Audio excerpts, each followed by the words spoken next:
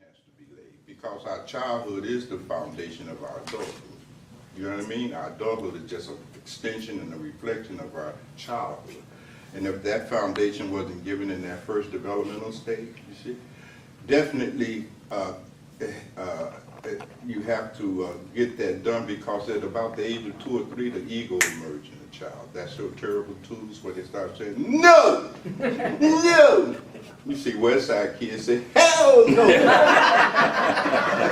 So once you see that ego emerge, that's a sign you need to really start adding in that component.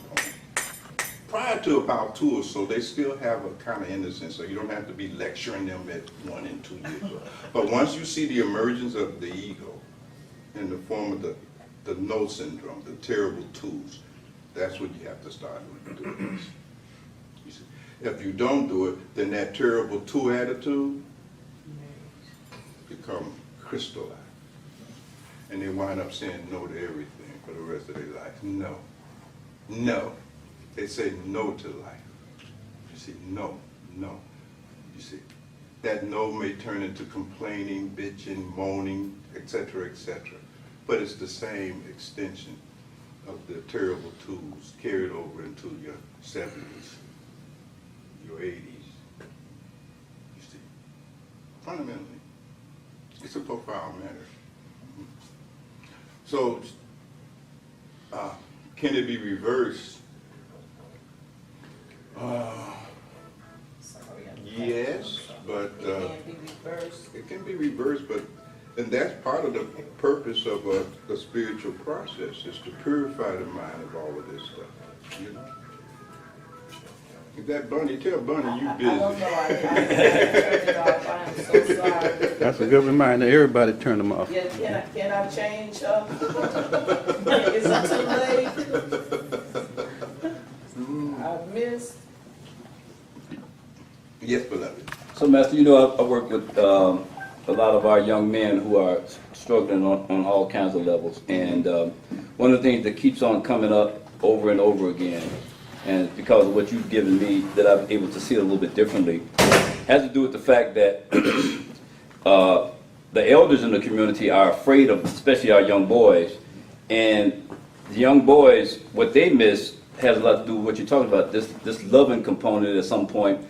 They feel not loved, they feel that they've been abandoned by older people, by adults in their life.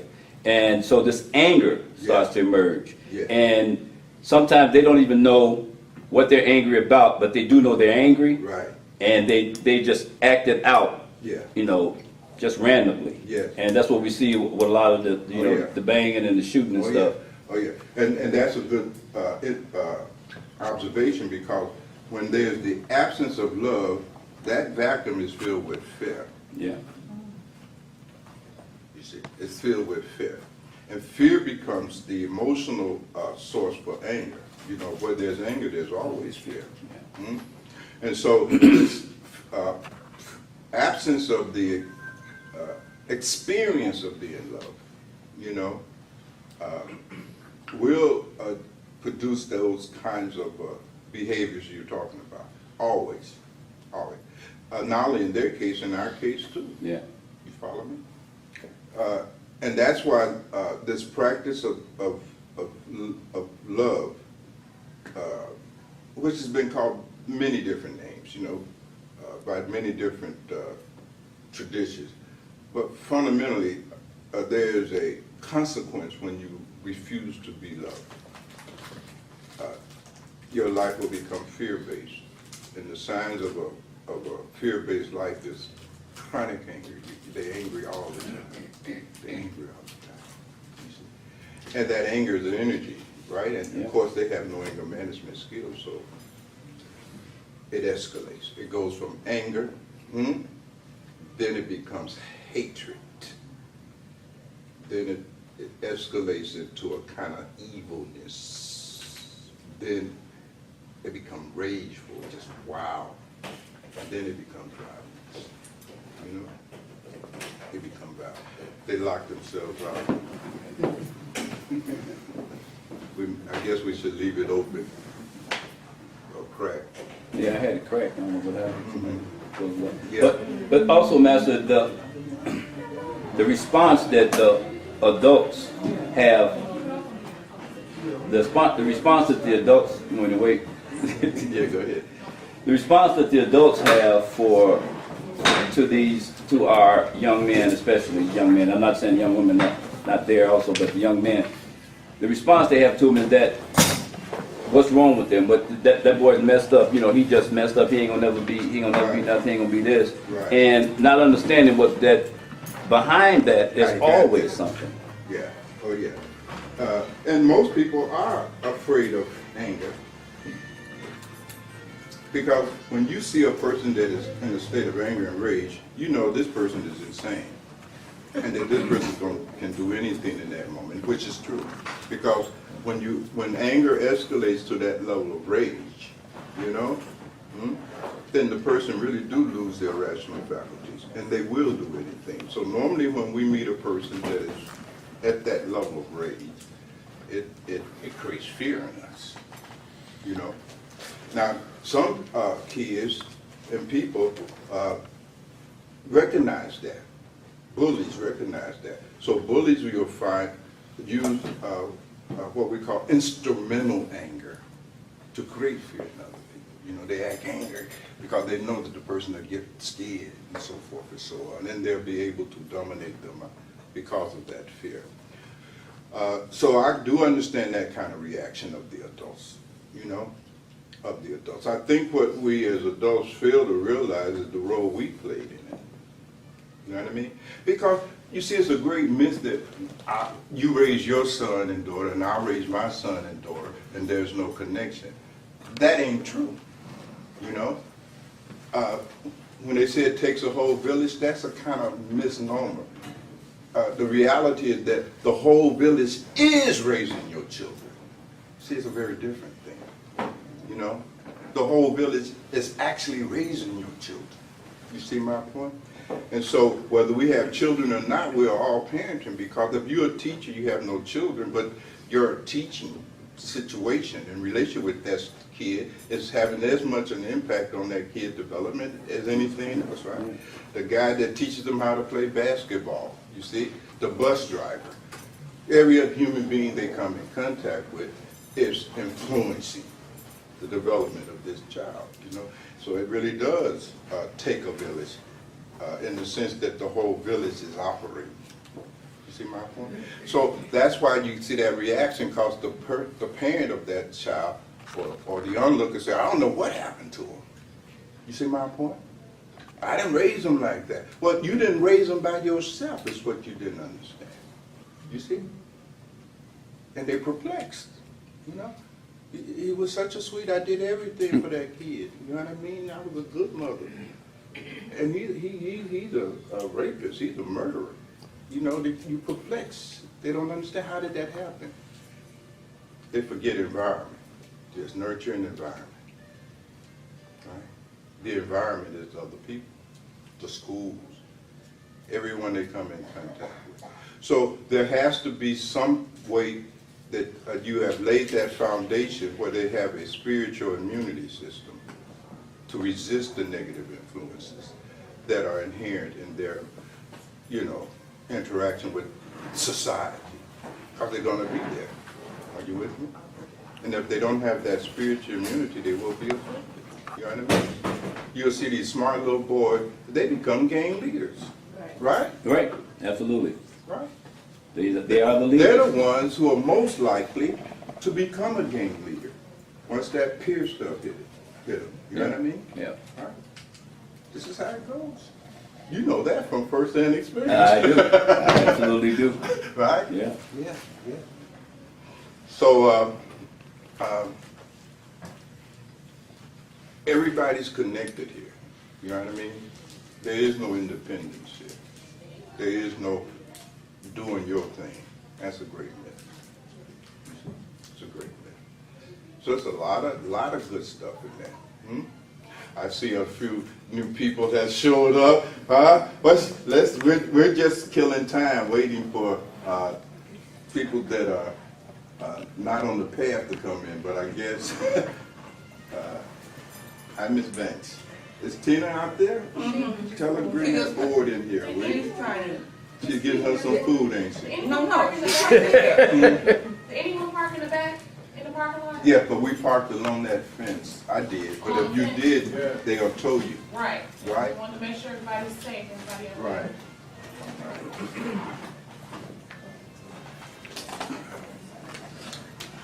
One of the things about anger management that is always justified dealing with it is that it is a very important part of the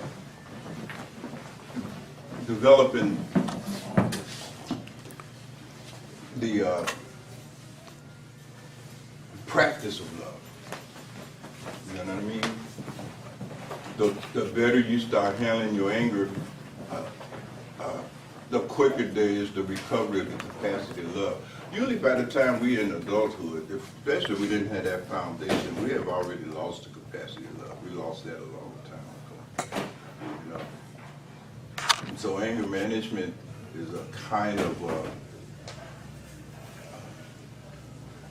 a part of the process of the recovery of the capacity to love, you know.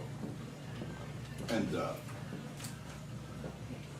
that's why you find in most traditions, particularly in Buddhism, they talk about the kleshas, right? And they'll say anger, ill will, jealousy, all of which are just different facets of anger. You have to deal with that. You have to deal with it. So there's not going to be any kind of authentic spiritual development where there's all that anger and rage. And you're probably going to lose your mental balance as well. It's like that. All right, time to go to work here, right? The board is here. You good now, you good. Haven't used this board in so long. All right, put me to work, cause I got 2 divorces to intervene today. Huh? So you can see, even I got a couple, they've been married 36 years, you see, and falling apart because they lost the capacity to love one another. That's the basis of most divorces, the loss of the capacity. So let me just follow you all's lead, because mostly everybody in here knows some Dharma, so there's no point in us wasting this time. Oh, give everybody a free book. Yeah, that's good. Inside the content card. You get something for free today, although you probably got the book already. We can talk about anger as it relates to the spiritual process. I mean, I don't have that book. don't put me to work, I'll go to sleep. Not for the parents, we don't have it. I said, I don't have it. Do we want to talk about parenting? And just for the sake of being authentic, folks, we all got, well, we had kids. I had kids. I ain't got no more kids. All right. And this will be sort of like a refresher for you, too. Dr. David, you looked at yours good because you edited that little original piece, right? Remember? Huh? So see if it still has the integrity. All right. Yes, beloved. I know that you said the first 7 years are, most important in terms of laying the foundation. Mm-hmm.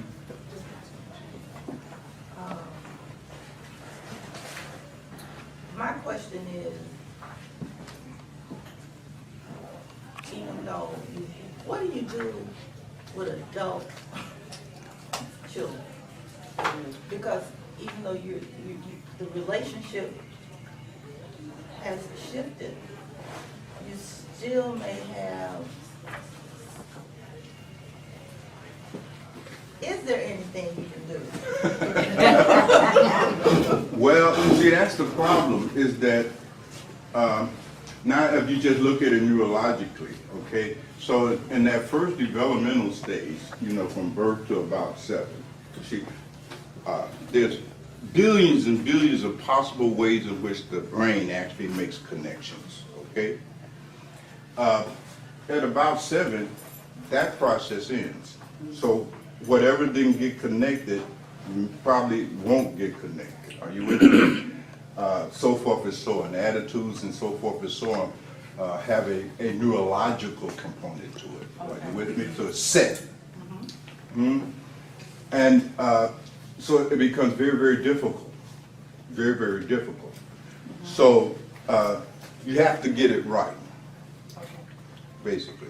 Now, is there some other force that can happen? Yes, an outside force. An object at rest will remain at rest unless, you know, intervened by an outside force. But usually the parent is not going to be that outside force. Maybe a mentor, a teacher, a friend or something, you see? But because your relationship with the kid has been habituated. You follow me? I do. Okay. But this stage 1 of development, you see, lots of things has to go on. Now, because this is such a big topic, you know, the task here is to kind of narrow it down, because we really could spend many days. And most of y'all know, I mean, we done did a lot of anger management workshop. I think the original workshop that we started doing was 20 hours of just constant stuff. Some of you all was in those workshops. So this is going to be a little bit of a kind of a overview. The ultimate goal of parenting, fundamentally, is to prepare our children so that they'll be able to deal with the tasks of life. So the first thing is that you got to know what your parenting goal is. You follow me? Because the way you parent it is just going to be a means toward achieving a goal. So you got to, what is your goal for your children? See, that's the interesting thing. You look back, part about it, what was your goal for how did you decide? What was the goal? You have to look and see what is the goal? What did you want for? Now that I think back on it, I basically wanted them to be decent, compassionate, self-sufficient people who didn't get into trouble. Okay. That was pretty much it. Yeah. All right. That's very much what all of us want for our children, isn't it? Right. Unfortunately, that didn't happen, right? You know what happened? What got in the way? Good intentions. Okay. I didn't know about that thing. That's right. That's why I was asking. repeat it. Right. Oh. Good intentions got in the way, right? Well, we hijack our children's life. You know what I mean? And live our own fantasy through them. You see my thing? Those are good intentions, right? Maybe you wanted Josh to be an engineer. You know what I mean? Because you wanted to be an engineer or whatever it is. Yeah. Usually we want our children to be something that we wanted to be, but couldn't become. So I wanted my kids to be happy, well-adjusted adults because I didn't make it. You know what I'm saying? Fundamentally, you know what I mean? Right? I want them to be better than, I want them to have more, et cetera, et cetera. Are you with me? It's a kind of good intention. Our dreams being lived and played out through our children. So they get hijacked. Are you with me? All right? I smoke weed, but I don't want my kids to smoke weed. Because I didn't want to be a weed head, so I want my kids to be a weed head, so now I'm going to hijack to some degree. Are you all following me? Good, because some of this stuff will take too long to process and break down into its psychological elements, So I'm counting on your intuition. But these good intentions are there. Now, what is true about good intentions? You all know, right? Road to hell is paved with them. That's right. That's right. They're self-indulgent. Counterproductive. Counterproductive, And self-destruct. self-destructive. You see, it's self-indulgence, basically. Hmm? Basically. We want them to be a kind of way, but they're going to be a kind of way that is consistent with their karma. They're not going to be a kind of way that is consistent with your dreams and your ambitions, right? And so we try to force that onto them.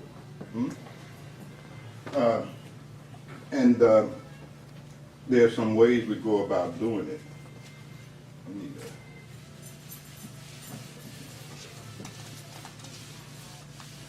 Now, before we go a little further, let's again, because we got to be, whatever kind of parenting we're doing, we got to be parenting them in such a way that they'll be able to deal with the tasks of life, right? So what are the tasks of life?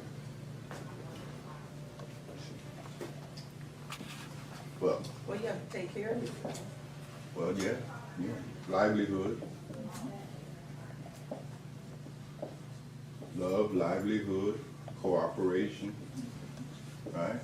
And the reality of loss.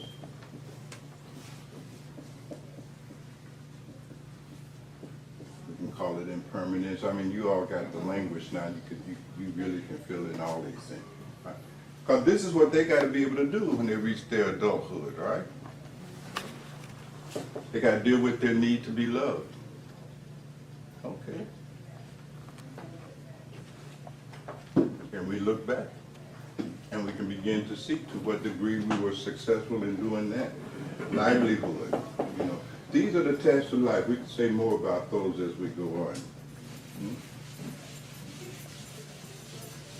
Now, how do we mess them up and turn them into these dysfunctional little people that can't do any of the tasks of life? How do we do that? Well, there's 4 basic ways. Overcritical,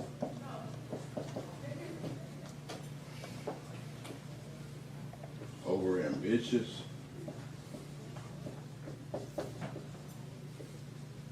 overprotective, overindulgent.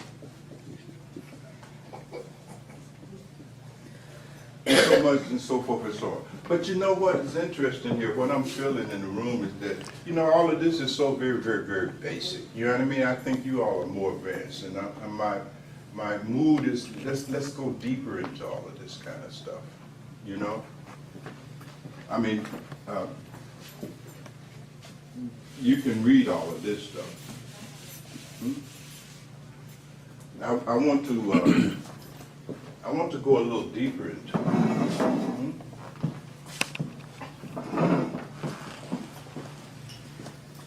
You know, so that we get something out of this. We don't have any really new people here in the room and so forth.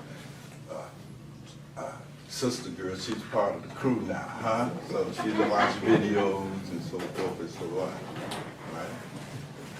Yes, beloved. So if we have family members or people in our lives that have anger issues, but they're in denial about it, they won't deal with it. Mm-hmm. Our role in that is just to be ourselves and deal with our own. Well, don't get angry about it. I don't understand. That's one thing I had to learn, not to get angry at them because they will do what I'm offering. Yeah. Well, one of the things that I'm thinking as I sit here that might be useful is for you to reflect on how you were parented and see to what degree that plays a role in your own spiritual process.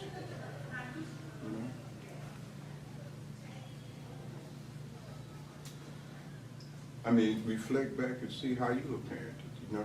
Because we know that if you are the product of an overcritical style of parenting, That's me. we know that's going to create. We know what kind of profile that's going to produce in you, right? Say something about that. That's me. Yeah, that overcritical thing is is where the parent has as their goal to make the kid perfect. Oh, God. And that ain't gonna happen, right? And the kid is gonna fail over and over and over to reach that goal of perfection, right? So what kind of conclusion they're gonna come to about themselves? Because you see, your ego eye, your self-image, is very often largely a product of how you were parented. And it was in place by the age of 7. Who you feel you are, 7 years old somewhere. Now this is interesting, right? So if I can never be perfect, I'm going to come to a conclusion about myself, right? Mhm. There's something wrong with me. I'm broken. I'm broken. Yeah. I'm not good enough, etc. Okay, so bringing those feelings about yourself into the spiritual process, well, what do you think will happen? A person that's been the victim of overcritical style of parenting, are they going to have any confidence? Nope. Are they going to have any courage? Nope. They're not going to have the stuff that the spiritual process requires, are they? Nope. They won't. They won't. They won't. Yes, ma'am, ma'am. I'm an overindulgent. Parent? I am. All right. And my son he's my first child, so I know why I did it. I just didn't feel, even though I had a lot, I didn't do a lot. I didn't go a lot of places. Mm-hmm. So I remember like being pregnant and thinking, you know, I'm gonna take him everywhere. I'm gonna Mm-hmm. do all these things. And he is just as angry as I am, and I am perplexed. Like, you go everywhere, you have everything. What are you angry What do you about? think he don't have? What? No, I guess the word no. I mean, What- he has what- love. Do we? Yes, I love him out of this park. I think I overlove him. I might hit some of these categories, like, but I'm an overindulger. But I'm probably some of all of them. So the goal of the overindulgent style of parenting is to somehow or another protect your son from the vicissitudes of life, that he never struggle, that he never have to suffer, never have no hard times, etc. Right. Okay, well, what is that going to produce in terms of his profile? What kind of kid will he grow up to be? What kind of psychology I are think you he breeding? deserved the world. Everybody should Right. give him Entitled. everything. Entitlement. Right, right. And when they don't give it, right, he's gonna be angry, right? Right. So as he emerge more and more outside of your house, right? Because the world ain't you. The teacher's not gonna indulge him and blah, blah, blah, right? So he's gonna be angry. I don't see that. I see, when he go to school, he's like white polite, you know. He's so helpful and he's just so sweet, you know. Yeah. People constantly tell him how wonderful he is, and then the very people who overindulge him, he's like Dracula. I mean, he's just terrible. He's He terrible to wants sisters. more. He's not asking for anything. Yeah, he is. Yes, he is. What he's asking for, I'm More. slow. More of what? More authority, more control. Well, he wants to be an adult. Yeah, that's the same thing. Authority. I don't have any of that to give. He'll take it, baby. No. How old is Yeah, He'll be 12 next month. He's not Oh, gonna yeah. take it. He'll take it. I tell him I'm the biggest we mom call in it the house. reverse hierarchy syndrome. Let's talk about it. They will get that. You see my point? Almost all of these overindulgent kids, when you overindulge that kid, what you really are doing, this kid is going to be a prime candidate for what we call reverse hierarchy syndrome. Reverse hierarchy syndrome is when they take all of your authority. You see?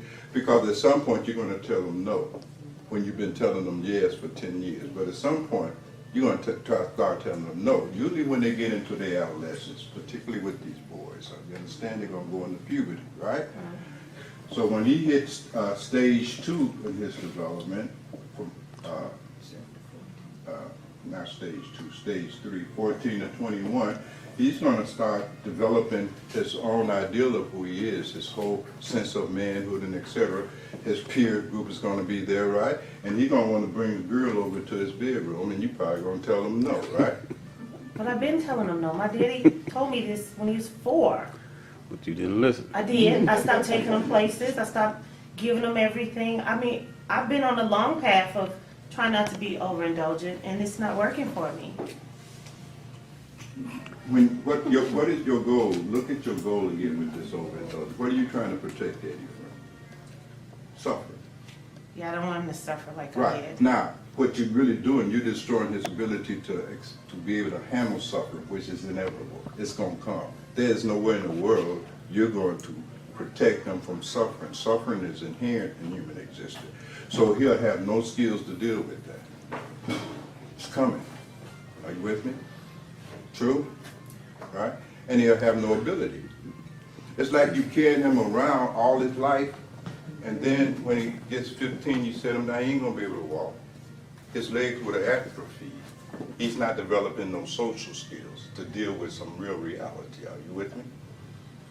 And why are you doing that? You see? Because you think that you're gonna be able to protect him from suffering. So you got some overprotective and all these things I see. around. Are you with me? But in any case, you're going to try to do that when you start telling him no. All right?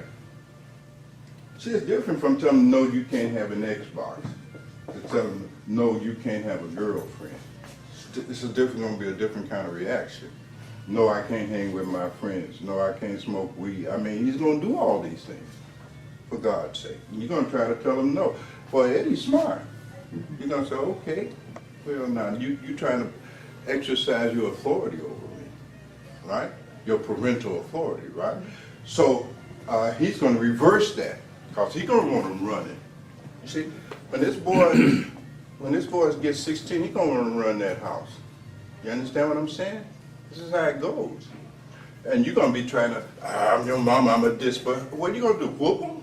I mean, he's 6 feet, 2'3", 250 pounds. You can't whoop his ass now, right? And Bilal is too old. So, what's going to happen here? You see, he's going to reverse that parental authority. And the first form, we call them the 5 aces.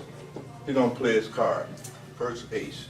You're going to see in school. You're going to start messing up in school, acting up in school. Now, you got to take off work, lose some days' pay, right? His grade's going to drop, right? You see? And he's going to say, well, all right, Mama, you know, I'll do better in school. My grades will get better, but here's the deal. Right? Here's what you got to give me. You follow what I'm saying?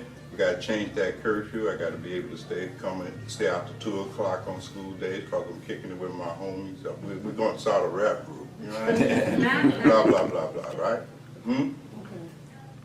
Now, you may cave in there, but if you don't cave in, he's got another ace he's going to play. You see? He's got another ace he's going to play. Now he's going to start getting real disrespectful. He's going to start bullying you. You understand what I'm saying? Very disrespectful. Bitch, you make me sick. I hate your ass. You know what I mean? We hear it all the time. You see my point? Going to start getting real disrespectful, and you ain't going to like that, because that's embarrassing to your ego image of yourself as a parent. You can't have your friends hearing your son call you a bitch. You're going to say, don't talk to me like that. It's okay, here's the deal. I ain't going to be calling you no bitch in front of your friends and so forth, but, how about that car? You know what I mean? Or whatever it is that he wants in that moment, right? Now, if that don't work, you see my point? And that's very effective, because you got this ego. See, all of us want to perceive as these great-ass parents. That's our ego involved in the parenting process. Are you with me? Right? I'm better than these other parents. I'm a good parent, blah, blah, blah. But when your kids start displaying this behavior, there goes your image of yourself as a parent. Right? That gets threatened. You know what I mean? And you can't have that. You can't have sister so-and-so at the church and your boss knowing that you're the kind of parent where you can't even make your kids respect you. You can't live with that, so you're going to cave. Are you with me? But if that don't work, they got another ace to play on you, right? They're going to run away. They're going to run away. Now they know that this is gonna get your attention, right? It's gonna bring you to the negotiation table because you love them and they know that. You see? And you're gonna worry about them. You see? So, you see, your 14-year-old son or daughter gonna run away in them streets and you know, oh my God, they're gonna get killed. I mean, you understand? You see?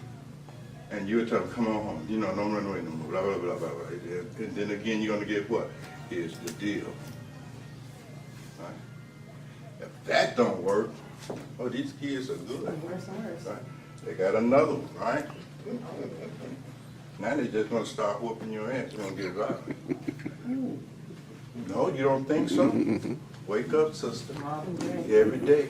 Every day. Every day, some of them get violent to the point they kill you. They get violent with you. You see my point? They start bullying you. They get violent. It'll start off first, they break your shit. Then they start breaking you. Are you with me? They'll take you there. These are teenagers. All right? If that don't work, they got a final ace they play. They'll kill themselves. Suicide. I'm gonna kill myself. And that's gonna get you. Because there's one thing you can't live with is on your conscience knowing that you was the cause of your kid committing suicide. You can't handle that. 5 aces coming at you. You see? And a lot of this reverse hierarchy syndrome starts with this overindulgent thing. Are you with me? Right? Because they already know how to manipulate you to get whatever they want. They're already doing it. Right? Eddie B knows exactly what to do to get you to get them Xbox 3. You gotta do it. Even though you told him I ain't got the money, and he'll know exactly what to do where you go get that money. And it might be nice, you know, you'll play up to your ego. You follow what I'm saying? Because that's your Achilles tendon, that's your ego. Oh, mama, you the best mommy in the world, I love you so much. Right? You gonna go find that money or charge it something, right? That's how it goes, you see. But what is interesting to look at, and maybe I don't know if this is a legitimate direction to take our conversation in, is to look at the image, the conclusion you came to about yourself as a result of how you were parented. And for those of us who are on it's the spiritual path and our practitioners, you know, you gotta look at that.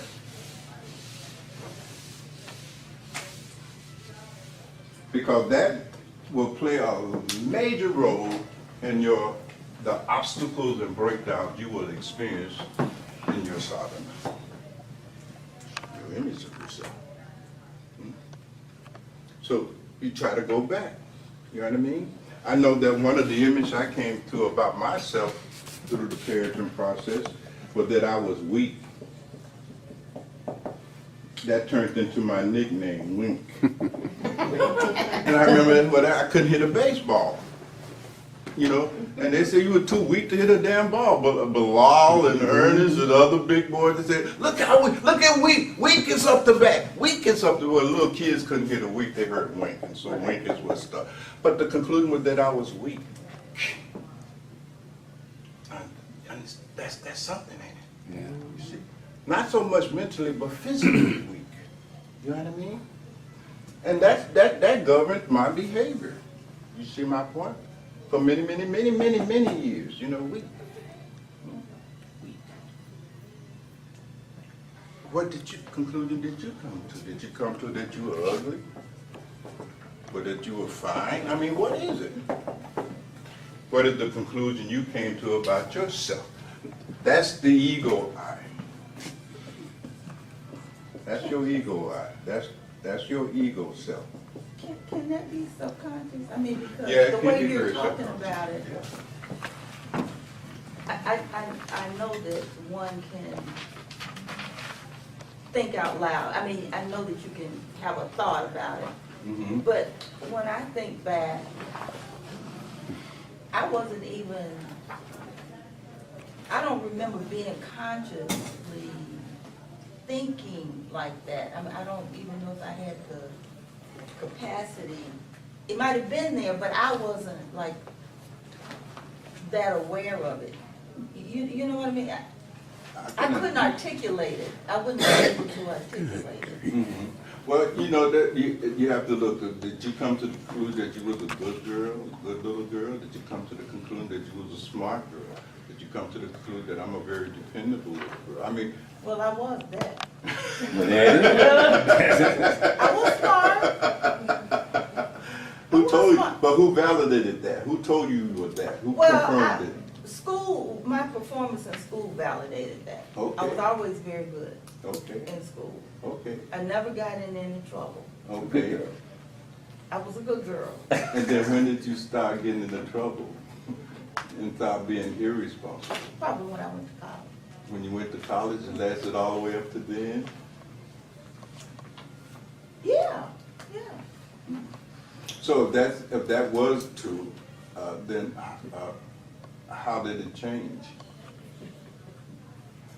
I just got a little wild, you know. Oh, you did, huh? It must have been a little while all the time. It might have been, but it was contained. Yeah, I understand what you're saying. Yeah. You know, I was at home. yeah, what it is, you said something interesting, that it may be unconscious.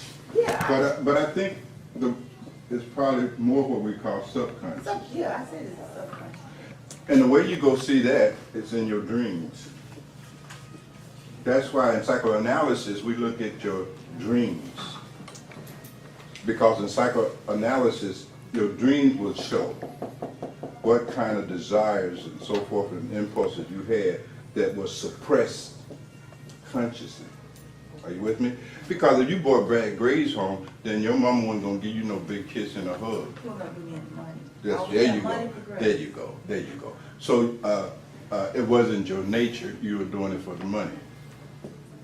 Yeah, but I was smart. But that, yeah, okay. All right. If you were so smart, then why did you marry Dan Cheeks?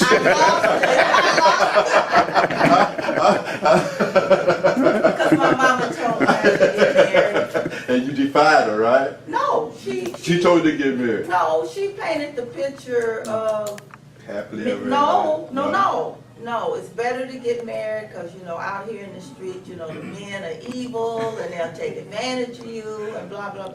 Well, you know, you gotta remember, this is a long time ago, okay? Okay. And no, you don't go off and live on your own and get an Yeah. apartment, like young women Yeah. do today. Yeah. So that shaped me Yeah. moving into Yeah, marriage. yeah. You see, in psychoanalysis, we talk about your shadow. Shadow.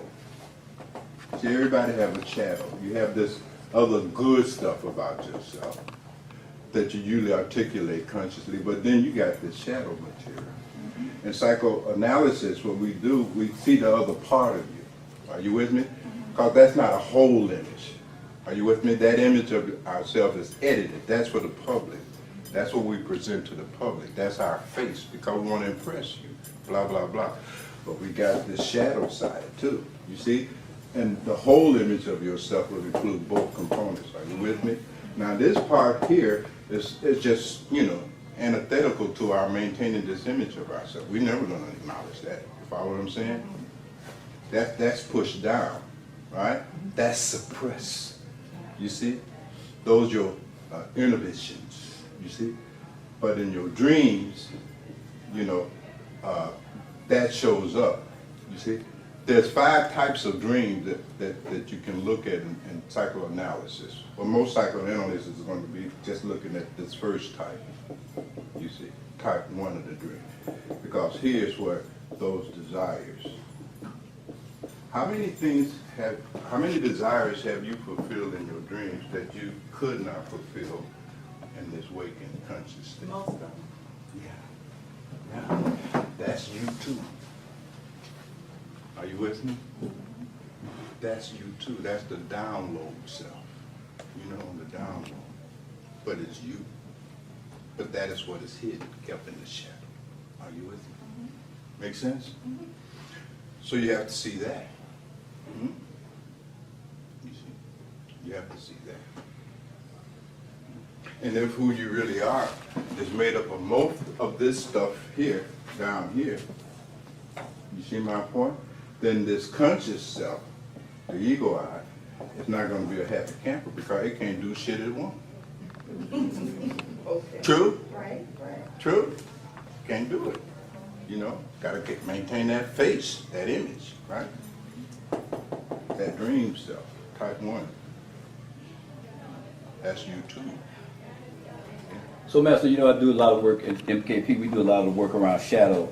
And one of the things that continuously comes out, since that's the part of me that I repress, hide, or deny, is that it will sneak out without, you know, if what'll happen is that I'll have this image of myself that'll be there, and I'll show that, but then this shadow piece, it will sneak out and find a way to act itself out some kind of way. Oh, yes. It will be covert. Yeah. Are you with me? Yep. Or you have the self-talk.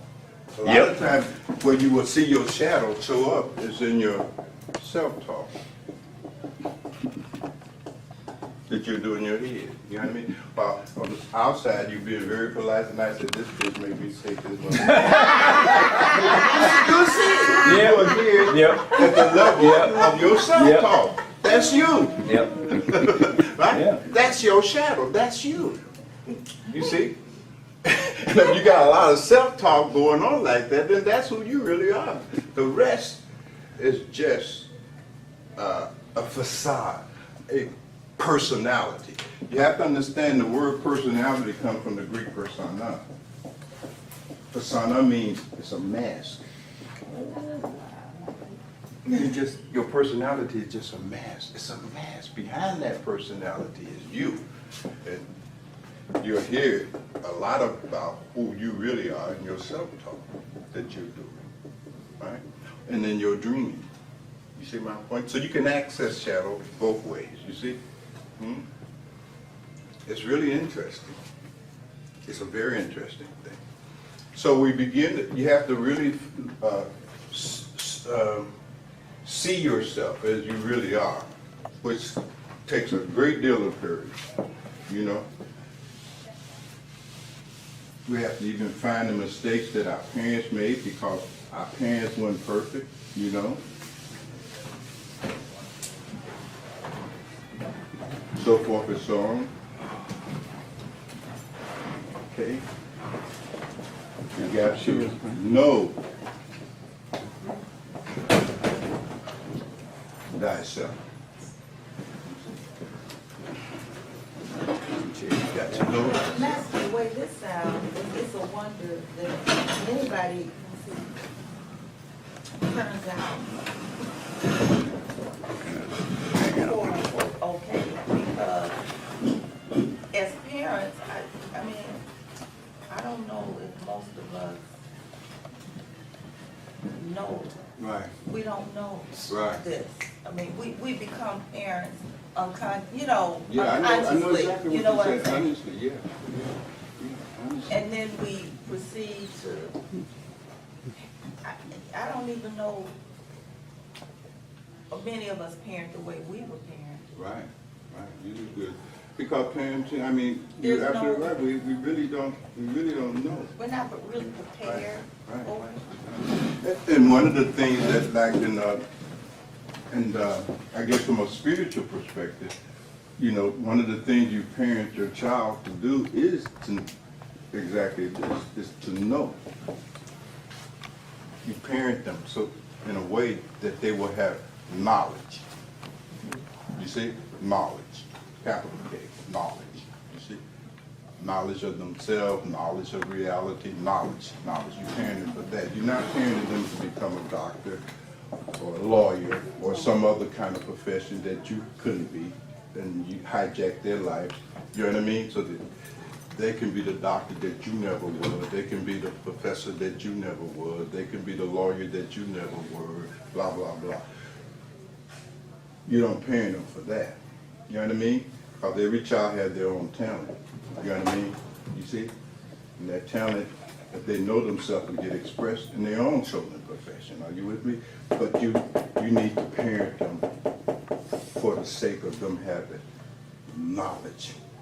You see, I remember those tasks of life are still gonna be there. Love, livelihood, cooperation, they better have some knowledge, right? So, ancient traditions, and even in some today, you know, the thing is about knowledge, to know. And the highest knowledge to know themselves. You see? Their strengths, their weaknesses, the whole thing. See? Right? I mean, it's really, really something. It's really, really something. But, you know, you said it before already, beloved. We usually were parent the way we were parent. Now, suppose the way you were parent turned you into a little monster, and you duplicate that with your children. You see what my point? Then that becomes intergenerational, right? And that's what we almost always start with, right? We parent on the basis of how we were parented. So that's why I say, okay, look and see how you were parented.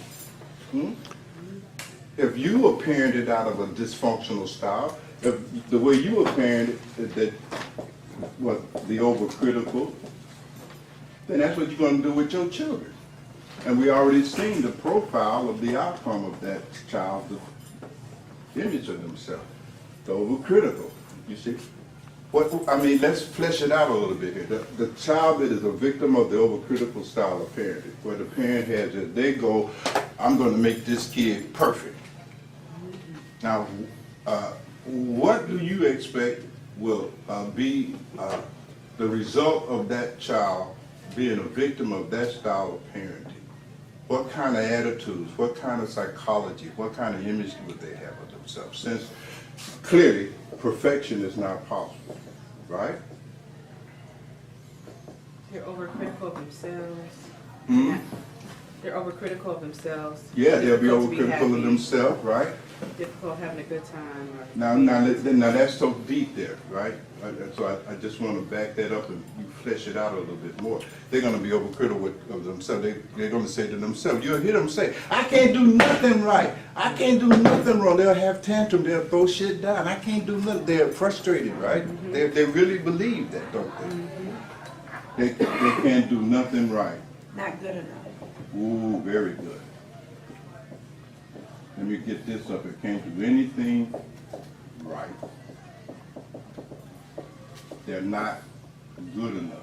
And that's a profound shock today. I feel that I'm not good enough for my parents. That's a crushing blow. That's a crushing blow. Because every child wants to feel that they're good enough for their parents. They may not be good enough for anybody else, but at least this feeling that I'm good enough is their experience of love. If they're feeling that they're not good enough, they're not experiencing that they're being loved. And you know what that's going to produce, right? So fundamentally, they'll feel and conclude that they're not loved. My mama doesn't even love me. My daddy didn't even love me. This is going to generate a lot of anger, a lot of other stuff. Let's profile a little bit more. Because remember, how you a parent is how you going to parent. That's all you know, basically, unless grace has been showered upon you. What are some of the other? That I can't fail. If I fail, then Fear of failure. Fear of failure. Yeah, we call it Absolutely. laziness. Because laziness, believe it or not, very often is the result of a fear of failure. I done failed too much. Who told you from? My mama, my daddy, right? And the criticism that comes with my failure. You just so stupid, you just so dumb, you don't know nothing. And so I can't do nothing no more. So I become lazy or withdrawn. Withdrawn, I think. Yeah. Withdrawal is Yes. another one. Yes. Avoidance. Yeah. I think they can't be like content, because since nothing's good enough, they can never be happy with themselves, with what they've done, Yeah. with their experiences. Yeah, particularly because one of the chief feature of the overcritical style of parenting is that the child is never validated. You see, there's no validation going on. You see, they never feel satisfied. They never feel fulfilled. Well, you just profiled me. That's you? That's me. Right.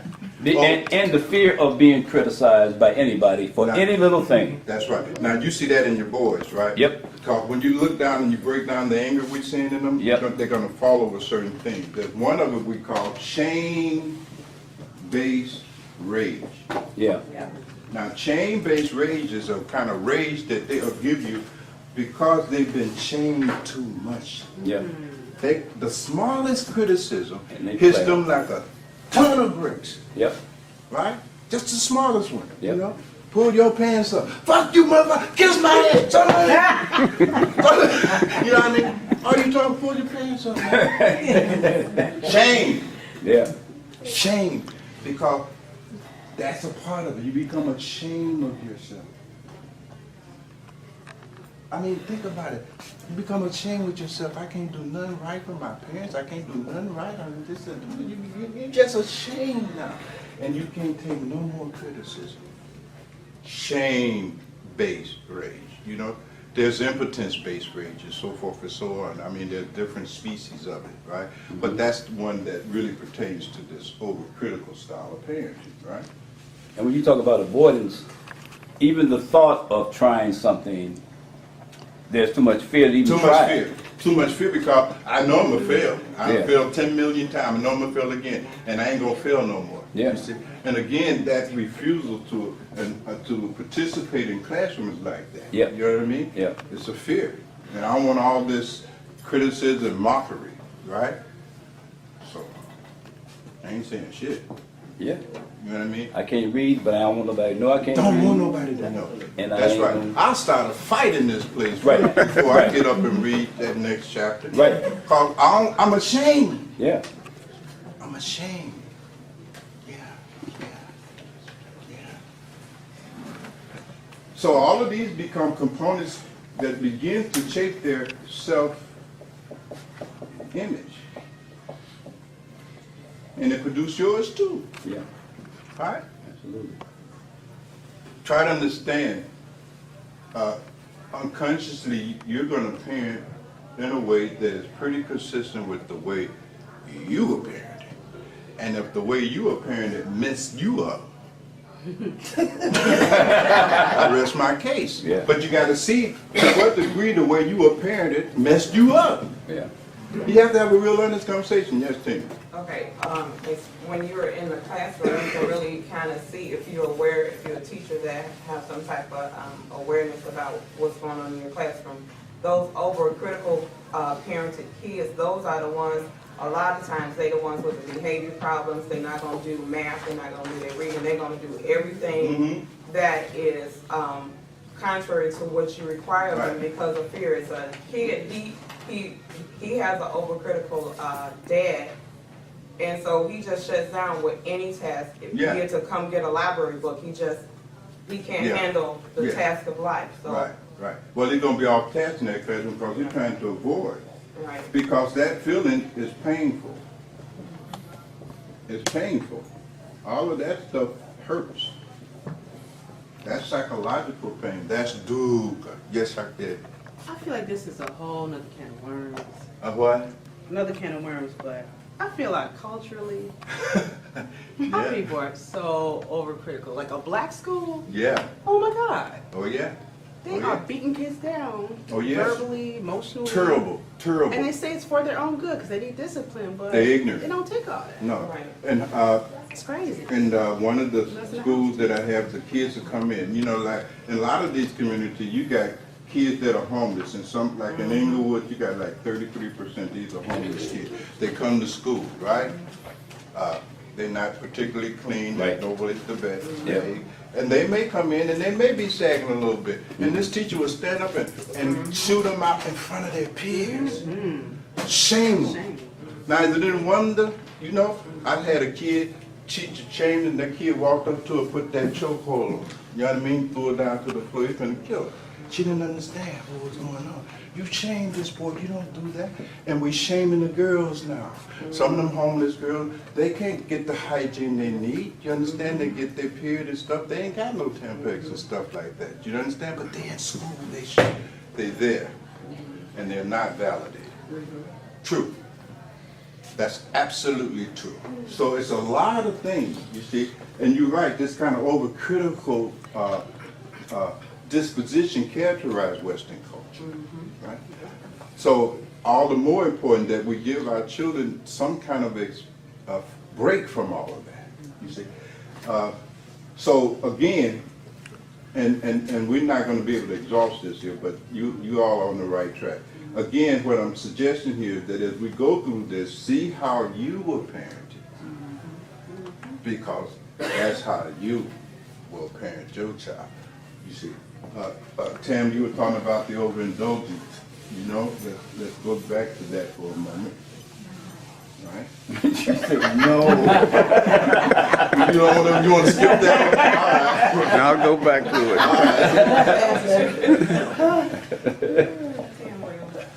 Just for the benefit of those who might not have been here to catch the show, right? All right. So the overindulgent style of parenting has as its goal to make sure that our children never suffer, that they never have any hardships. And that's just not in a material level. Try to understand this. You don't want them to have any kind of suffering at any kind of level. Are you with me? The suffering of rejection. You don't want them to have, so you could be overindulgent, psychologically overindulgent, trying to protect them from the experience of rejection. How you gonna do that shit? They're gonna get rejected. This is reality. And they will not know how to handle rejection. They won't know how to handle when the world says no. And I can't handle when Huh? I can't handle when he's suffering. Not only can he not handle it, Yeah. I can't handle it. Right. Then it makes me a helicopter mom, kind of like. Yeah. So you understand that these styles of parenting have a non-physical or a mental level to them as well, and even a spiritual level. You see, it affects the child across the entire spectrum of their being. So that overindulgence, you see. So okay, so now we done overindulged this kid. We done gave the kid every damn thing they want, right? Psychologically and materialistically, right? Okay, so now what's this profile gonna be like? Entitled. Entitlement syndrome. Got a brat. We got a brat. Bull What brat. did you name him? We got the Crown Prince syndrome, Yeah. right? Crown Prince. You done raised you a little prince with no kingdom. Prince gonna show up on the block and they expect everybody to bow. It ain't gonna happen. You know what I mean? Entitled. What kind of personality? What kind of mask? What kind of persona is gonna rise? Are they gonna have some vanity? Oh, a little bit. Vain like you will not believe. Vain. True? Yeah, True? What about some arrogance? absolutely. A lot of arrogance, right? Are they going to be selfless or selfish? Selfish. Selfish. Yeah, that's hard. Big time, right? Selfish.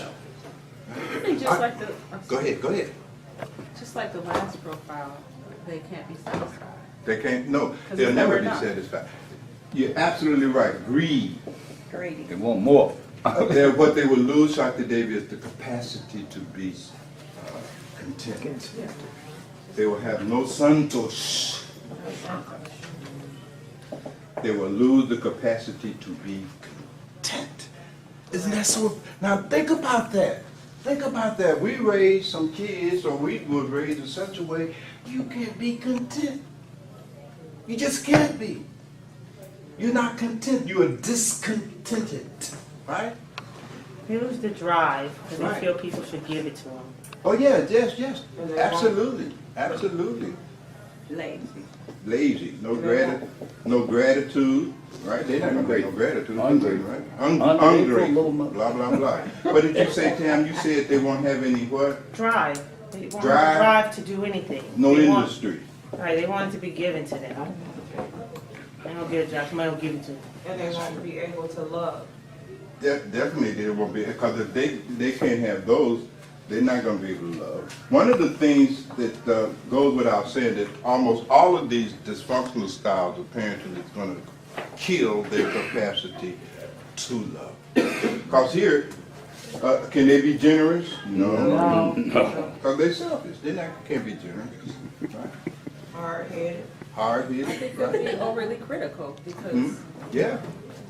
They might be over, they may turn into overcritical people. Yeah. easily. I mean, Easily. This ain't right. Yeah. This ain't right. Yeah. That's what we get. Uncle Leonard, I mean, doesn't everyone in this room and outside these windows fall into one of these categories? Well- I mean, somebody is, if not some of all of the categories, Well, maybe a category that's not dysfunctional, that somebody's in. Here's the thing. That's over. As parents, we have to have some degree of Right. criticism. We have to have some. What makes it dysfunctional, Tam, is overdone. That's what makes it dysfunctional. It's overdone. But we have to have some kind of critical thing. You know, we have to have that kind of process to correct. That's how they learn and so forth. We have to give them something, you know what I mean? You see, it's when it's overdone. Are you with me? That's what makes it dysfunctional. Hmm? So I'm glad you brought up that point, because I don't want let's hope and pray that everybody out there and in here is not fully, you know, in this compensatory level of it. Hmm? Let's look at the overprotective now. Right, and then you see some of that in there. What is the goal that drives the overprotective style of parenting? Fear. Fear, scary. They fear, but what is their goal in being overprotective of the child? Keep You the child know that answer, don't you? I love the ownership in here. Because you don't want your child to become a statistic. Yeah. For me, that's Yeah. the thing, Harm. because he's a young man. Yeah, When harm. he's 17, he'll be 18, and Yeah. he thinks he knows Every damn thing. I told you, Tam. I told you. And I didn't overindulge, I wasn't overcritical, Mhm. but at the same time, I'm nurturing, you know, and he Which doesn't. includes overindulgence. Blah, blah, blah. Yes, Yeah. but I didn't give him a lot of things that he That he wanted. Yeah. And that's one thing I'm thankful for, that because he didn't Yeah. have all the other stuff Yeah. that a lot of other kids had, and Yeah. that's why he's different in a sense. He likes to be his own person, Okay. so he kind of stands out because he has his own style of being who he is. And he likes that. But I didn't buy him all the different things that quote unquote everybody else had, even though he thought he wanted it. But even though I didn't get it, then he saw like, wow, I really didn't even need that. No, you didn't. You know. And so that's where I fall with the overprotective, because I don't want him to be hurt. And I don't want him to be Right. caught up into certain situations. Yeah. And so therefore I try to say no all the time to Right, everything. right. How is that working for you? Didn't it It's get not caught up? working too good. That's because right. That little long-haired boy Yes. got caught up in all the shit you were trying to protect him from being caught up in. Can I be truthful here? I want him to be a preacher. He got a long head, you know what I mean? We want him to be a preacher, right? Shit didn't happen. You follow what I'm saying? He got The it right. overprotective style of parenting has as its goal, you want to protect them from these kind of things, right? Now, what usually happens is that we paint a very dangerous picture of the world, Yes. right? We make the world into a very dangerous place. We make them afraid Yes. of the world. We make them fear life itself. Yes. Interesting. So now you don't go across the street over there, because them bad little boys over there beat your ass. You still right over here, get behind me. Get behind my head. You tie them to your ankle. Right. You tie them to, you know, that's dangerous. Don't play with them. That's dangerous. Don't play with it. That's dangerous. That's dangerous. That's dangerous. The kid develop a phobia. You're creating a phobia. They become neurotic. Are you with me? Afraid of the other. Make a note. Xenophobic. Psychology begins to emerge in this kid. Fear of the other. Fear of the other. Now, there's 7 billion others on the planet. Now, when he leave your house, what are you gonna do? What are you gonna do? That's what Can he we live? talk He's afraid of life. How Stay you in gonna your live? basement. You know, don't you get married. That woman gonna hurt you. Don't you marry that man. That man. I mean, do you understand me? Xenophobic, fearful of life, can't do it, and so you have overprotected them to the point that they develop no psychosocial skills. So when they have to go out in the real world, they don't have no psychosocial skills. They don't do well. So they'll be in your basement until they're 40. I think he has a balance, and when Stop. I say We're gonna send him a recording of this he here. wanted to be here so bad. Oh. He really wanted to be here, but he's doing an internship. But he doesn't have fear. And I think it's because he has his dad side Mhm. that overpowers him Mhm. in a sense because he ain't scared of nothing. Well, That was just me. That might be a part. bigger problem. I know. He's not Right. afraid to try different things. He can travel. The boy was on. He's like, Mom, I'm on the 103 bus. I'm finna get on the red line. Mhm. He's then I'm gonna go adventurous. Yes. And I'm like, dude, Right. But you you, can't well, do but that. here's where you measure that, beloved. You later measure it, cause how old is he now? He's Right? 17. He'll be 18. He's next 17. month. Okay, so it ain't over with yet. I know. Okay, he just midway. See, this age of 17, that's where we lose him. That's midway between 14 and the 21. And psychosocially, this is where we lose the boys. This age here, 17. All right? So that you can't base it on that. See my point? He's only halfway there. 65% of all violent crimes are committed by 17-year-old males. Black, white, Hispanic, we look at just 17. That ain't it. You see, there's a lot of shit he's doing you don't even know about. You see my point? You have no idea. You will never know about it. Are you with me? This boy may be running packs up and down these blocks. All you know. Because you can't be with him. You can't shadow him. He He's tells me that. 17. He's like, Mom, just let go. It's okay. Yeah. I Yeah. know what I'm doing. He's always. No, but he don't know what he's doing. His quote is, I can't wait till I leave. I can't wait till I go away to college. I can't Yeah, wait he to gonna be do the free." same thing. I seen that. Oh, I've been through that. Huh? it's crazy. That's the overprotective. All right. So we're gonna continue with that because we gotta flesh out the profile. What's the profile? What's going to be the persona? What's going to be the personality? What qualities and characteristics is this overprotective? I keep saying overindulgent. Overprotective style of parenting. What it's going to look like? Naive, How it's going to show? It's going to be what? naive. Naive. Yeah. It's going to be very naive. He's going to buy boxes of bricks thinking he bought a television. He's going to purchase the Brooklyn Bridge. He's going to think everybody is his friend. Right? Yes. It's going to be very naive, isn't it? Yes. Because what you protected him from reality. You don't know that. But what you've done, you have pulled the kid out of touch with reality and raised them in a way that they have no ability to deal with reality whatsoever. You see, they're still at the Santa Claus level. Yes. Right? So Master, some of that lack of fear could be being naive. That's what it They're is. not. They don't know to be afraid. It's not lack of fear, they're naive. Very. Because some shit you're supposed to be afraid of. Just naive. Thank you. You know, not scared to jump out of a plane with a hole in his parachute. Not afraid to do it. He's not afraid to drive 100 miles an hour on a wet road. It's naive. Superman. Because you have to understand, beloved, in this stage, we'll have to go into gender ideology and the psychology of adolescence. You know what I mean? Maybe we'll do a workshop on that, because I do a whole workshop on the neurology of adolescence, both in females and males. And in males, you see, in this stage, they're full of bravado.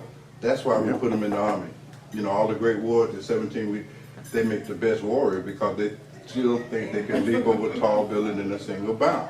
You know, you see little They think boys, they're we go into invincible. our superhero thing, right? Yep. We're Batman, we're Spider-Man, we da-da-da-da-da. Well, some never grew up out of this shit. And that becomes bravado.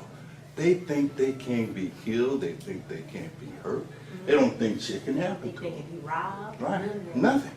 Bravado. Those are the ones we give rifles to and send them to war because they feel they got an M16. They can kill all the enemy over there. They exploit it because of their naive. You see? But they also dilute it. Are you with me? It's adolescent delusion syndrome. They dilute it. Because their feet are big, they got the girth of a man, they done kiss the girl, drink some wine, smoke some weed. They think they're a man. They're deluded. 'Cause they can't do nothing that a man does. They just deluded. You follow? But that overprotected, so that's a good one. They're naive. Give me a couple more. Master, I just wanted to piggyback on what this lady was saying. That's Dunamaji's daughter. Hmm? You don't recognize that? Miss Angela. I mean, Angela. Okay. Same thing. Dunamaji's daughter look just like you, Angela. You know, with the teenager and, you know, not knowing all that they do. Well, I just had a revelation the other day with actually both my sons. Both of them have told me on separate occasions that they've experienced police harassment. Oh, yeah. But they didn't tell me when Right. it happened. Right. We're talking about years later. Yeah. And Josh told me the other day that he was about 16, he was stopped and the policeman hit him in the chest. And I mean, he said, I was just standing on the corner. Now, you know, I don't know, Right, but right. I'm telling you what Right. he's reporting. Yeah. Maharja has reported the same thing. Right. I never knew any of this was Now, going being on. in the house, how many of us have had an encounter with police? All of us. I haven't. I have. Yeah. But you gotta move to the right state. They'll rape you too. I know. I understand. But what I you're understand saying. what you're saying. I'm just saying things Right. can go on with your children Right. and you don't even, Yeah. they can be doing things or experiencing things Yeah. or be the victim of things you don't even Especially know boys. it's That is true happening. too. Because That's I'm true. just finding this That's why I stuff say out. that you can't protect them from everything because there's stuff happening you don't even know about. How you gonna protect them? It's a negative ambition. Are you with me? So let's unpack a little bit more of the profile. We want to see what's going to happen here. I've been overprotected, you know, tied to my mom's apron, you see. Both boys and girls, what's going to happen? Let's split it over the genders, right? And go wild. So let's see how that's going to Yeah, play that's out great. with the female Gullible. and the male. Okay, gullible, Loose, wild and loose, the woman. the wild and loose. Yeah. She gonna go loose. Gonna be a Loose, yeah. She been Promiscuous. overprotected. She gonna break out. Yep. Okay, Promiscuous. I need the women to sign off on that because they ain't crazy yet now. Yeah. Because once they get loose, once they break free, Okay, what happens if they don't break free? They gonna sneaky. Huh? they're gonna break free. They can't wait. They got a lot of inhibitions. What? Inhibitions. What? Inhibitions. Inhibited. You're inhibited. Right. They're gonna be very inhibited. What else? Overprotective. They'll stay at home with mama forever. Yeah, be withdrawn, you know, introvert. Introvert. I like that, very introverted. Anything else on the man's side? Some of these are co-shared across genders, you know. But the overall ideal is that the overprotective child is the child that will never develop those sets of psychosocial skills necessary in order for them to function and deal with the reality of adult life. They can't handle the adult tasks of life. Right. They don't have the psychosocial skills. They never developed it. You know, it's like our immunity system. Our immunity system only developed because there's dirt and germs. If there were no germs, the damn immunity system would never kick in. It would never develop. So in the same way, when we withdraw our children away from society beyond the limits of our family, they never develop the social sets of skills to survive outside of the family. Over there, the male, they could become a mark, what we call a mark. Yeah. You know, a victim. Mark. Yeah. We're gonna take your lunch Old money, school, man. y'all. Right? We're gonna have free lunch off of you, you know what I mean? Yeah. We're gonna catch you in the water, we're gonna take your money, your shoes, don't give me my shoes. In the prison, they almost tell you that. Yeah, they do. Marks don't do well, they get locked up. Nope. You understand? At all, you know? At all. They don't do well even before they get locked up. They become victims of bullies, because they don't know how to protect themselves. Not verbally. The first part is not even just so much physically. That's the lowest level of learning how to protect yourself from the reality of life. But then you got to have the verbal skills, right? They don't have no verbal skills. You see? They're easily manipulated. Easily manipulated because they're scared. Yeah, The girls can be pimped. Yeah, yeah. Yep, the girls can be Manipulated. pimped. You're right. The girls can be pimped. And they can be pimped. They Yeah. become pimps. Easily. Very easily. Very easily. No They have no protect- goals. Hmm? No, they have no goals, like, because they are so used to being told what to do, what not to do. They don't Oh, I have any like that. They can't goals. make decisions. Okay, that's across the board, right? Yep. Yeah. They have a hard time making decisions, especially of what's best for them. They don't know, they've been overprotected. They gotta be told what to do constantly. They have no self-recognizance. They have no emotional stamina. They lack in all of it. They've been overprotected. They're overly dependent. That's a very good word for it. Overly dependent. And will be in your basement for the rest of your life. Over dependent. And they can be regimented because, as a matter of fact, regiment works for them. Regiment like works for them. prison, army, and stuff like Yeah, that. very regimented. Because they're constantly told when to get up, when to eat. Right. They Yeah. make great inmates. Yeah, they do. They really do. They don't give the prison no problem. No trouble. They fit right That's in. right. That's right. Go to bed, bastard. Yep. Wake up. Time to eat. Yep. Eat, go, you know what I mean? Yep. They have to have that regimentation because they can't function. They have not developed any skills that allows them to do that, you see? And then, they're not gonna do well with the test of life, are they? No. Overprotected. Again, as we go through this process, again, don't forget, we're doing two things. We're not only seeing how our parenting styles affect our children, but also how the way we were parented affected us. You got to find out how you got the way you are. You see my point? Because sometimes you mystify. I don't know what happened to me. I don't know how I got here. You know, I don't know, You got to find yourself out. Part of finding yourself out, part of knowing yourself, you got to factor in how you've been parented. None of us been parented perfectly. You know what I mean? Right? So we have to find out these things. There's another one, right? Over ambitious.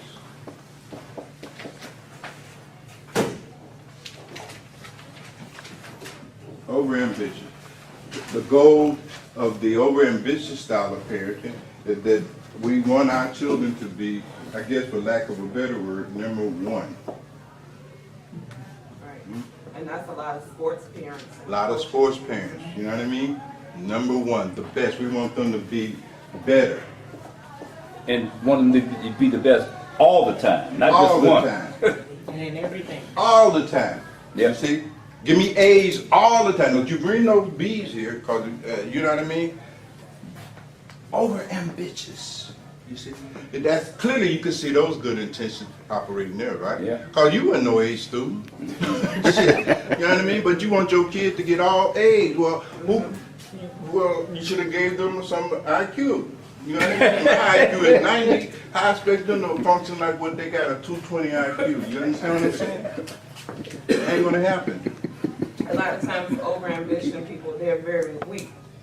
I like that. The over-ambitious style of parenting can produce a kind of weakness in the kid. But now that weakness becomes the basis of corruption. Yeah. Because they still got to be number one. Right. And they'll cheat to do it. They'll cheat to do it. Yeah. Right? Of course. Of course. They got to win. They got to earn. See, they got to earn the affection. You should be highly competitive. Very competitive. Very competitive. In fact, they almost have no ability to cooperate because they want to win. Yeah. You know, it ain't no us, it's me. They become very, very, very competitive. I can see them becoming loners. Yeah, they can become loners. That's possible, you see. I'm thinking about people like Michael Jordan and a lot of people like that. They're so competitive that don't nobody want to be around. Oh, it's pathological. Yeah. It's pathological. Because that competitiveness very often produces what we call insensitivity. Yeah. Yes. They're insensitive to others. They don't have compassion. They don't have empathy. They can't take other people feeling into consideration. 'Cause it ain't about them, it's about me winning by any means necessary. Right? True? Yeah. Because if, a lot of times too, their weakness is the character trait of the parent. And that comes with your overcritical, you put all of them in there. Oh, So yeah. if the parent is weak and he a mob, then he's gonna want that son to be the bomb on whatever Oh, yeah, sports he yeah. does. So, yeah. That's that overambitious. See, I couldn't make it to the NBA, so I'm gonna hijack my son's life just because he's 6 feet tall and do all that stuff to make him go to the NBA. It's a good intention. All of these are the result fundamentally of good intentions, you see. But it shows up real clear here. Stage moms. You know what I Tiger mean? Woods, your example of that. Right? Tiger Woods is an example of that. Yeah, Tiger Woods, his daddy could never be a great golfer, so he hijacked Tiger when he was 2 years old. Out them, you know what I mean? Michael Jackson dad. Michael Jackson daddy. Yeah, Michael. It's always the daddy, ain't it? Because you got mamas too, like they know their kids dumb as a box of rocks, but they swear to God they gonna come up there and make you get this child an A, because he got an A in kindergarten, Yeah. he in 5th grade. Yeah, that's true too. A lot of times you see Overprotective. the overprotective parent is the one most likely to show up to school because her son came home and he had a little cut on his hand. Some kid, Johnny, who did that? Johnny, she's up Where in your school. mama live? Come here, motherfucker. Cut my little hand. She ready to box. Are you with me? Overprotective. Up at the school fighting the battles of a 6-year-old kid. And when he grow older now, she gonna be all up in his marriage. You know. Ain't gonna be able to get me. He may not even be able to get married, but if he do, he gonna need her stamp of approval, and she gonna be right in there telling him in every step of the way. Don't let him run all over. And watch your money too. Put never let her know how much money you have. All the way through. You gotta. This is how it goes. Overprotected. Are you with me? You see. Now these are the fundamental ones. You see. There's other over idealistic, et cetera, et cetera, et cetera. But now we can turn our attention a little more toward the down the road here, right? So remember, you done had this stage because you started from birth. Stage 1, 2, 7 to 14, 14 to 21, and there's other stages beyond that. But technically, your parenting should have stopped there, right? Oh, you see. However, because of some other facts, you see, we normally call this adolescence. But there's 2 stages of adolescence. This is adolescence 1, and then the next stage of adolescence 2, 21 to 28. And we say 28 because that's how long it'll take for all of the gray matter to come forward and form the prefrontal cortex. There's a biology to becoming mature, you see. In ancient times, they said that the soul will not even fully descend into and incarnate into a body until they're about 28. So both from a spiritual and neurological point of view, 28 seems to be the outer limit. after 28, there should be no parenting. If you parenting after 28, you're really gonna mess this kid up. Really gonna mess him up. You follow me? Which means that you never reconstructed your relationships with the children. So each stage, to get it right, you have to reconstruct your relationship, how you parenting at each stage. You cannot remain parenting your children from how you were handling them in stage 1. That has to be reconstructed. Otherwise, you're gonna mess up their development. Now, in stage 1 in African tradition, not maybe modern Africa, but Africa when it was really the cradle of civilization. You see, the focus here is giving them the experience of being loved. Clearly, where they have absolutely no doubt about your love. So that automatically means you can't be into that overcritical posture at all. Are you with me? It's just love it, unconditional love it, unconditional love it. You see, even if they made the beard up backwards, unconditional love. You see, if they draw pictures of the ugly little thing they don't see, you put it on the wall to celebrate. You must transmit to them the actual experience of being loved. Not tell them why I love you. No, no, no, no. That's rhetorical. You see, they need them hugs, them kisses. You know what I mean? That's why mothers are so important, right? They play a dominant role in that stage of development. The kid got to know that they're loved, but by fathers too. You know what I mean? In the next stage, that whole relationship has to be reconstructed. Okay? And usually sometimes this is where pops come in. Now, in ancient time, they said, this stage, you got to make them into a slave. Interesting. You know, black people gonna have a hard time with that one, Master. You got to enslave your kids. You got to make them do what you tell them to do. Oh, okay. That's what they meant. Yeah. Right? You got to make them obey. You see? Because if you don't, they 6 years, 7, 8 years old, they run in the street and you tell them stop and they laugh at you. They must be taught to obey. They must be taught to obey. You enslave them. You make them obedient. And usually a father comes in this place. Discipline. Obey. You make them obey you. Right? And why is that important? Because by obeying you and seeing the outcome of their obedience, they begin to appreciate your wisdom. They start having the experience that you were right, that what you were saying was true, etc. They got to have that experience, though. If they 18 and you on your soapbox, it's too damn late. Yeah. You see, they didn't obey you when they were in stage 2. They ain't obey you now. You see, they have no confidence in your advice. That's interesting, isn't it? Yeah. They have no confidence in you. Vote of no confidence.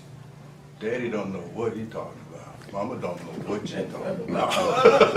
Right? No vote of confidence. Because they didn't have the experience of the value of your advice, your wisdom. You didn't pass no wisdom down. Are you with me? Yeah. So it has to be reconstructed. Right there, Master, real quick. That you've often talked about that stage also is when, for lack of a better word, trauma is introduced. Yeah. In this stage here, the male, the father, preferably the father, because the father of the child is usually going to be the source of that child's manhood. That's where he gets his manhood from. You know, there's no surrogate location for that. What about if the father leaves at that stage? Vacuum. Same thing. You see, you can get a substitute, but remember, it's a substitute. If You know what I mean? You don't even get a substitute. Yeah, I mean, I didn't get a substitute. You see. Well, we'll get into that a little bit more. But usually the male force, brings the discipline here now, right? You bring the discipline. Because normally the mother is just naturally the source of that love. And that's nature. That's how it should be. Loving, nurturing, unconditionally. Father brings trauma. That's right. Trauma. He creates crisis necessarily. Now that crisis can't be introduced early because see, some fathers mess up They Yeah. try to bring the crisis and the trauma in this kid at 3 years old. What's wrong with you? You know what I mean? Let this boy alone. That's where the mama has to be fierce. Leave him alone. You know what I mean? Come here, baby. You follow what I'm saying? But at stage 2, 7, 14, they're getting to be big kids now. So here you're dealing with their emotions in stage 2. You see?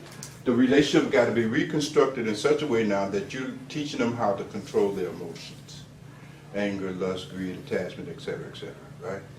You got to move them beyond the limitation of their ragas and the vesas. The ragas is the likes, Dislikes. and the devesas are the dislikes.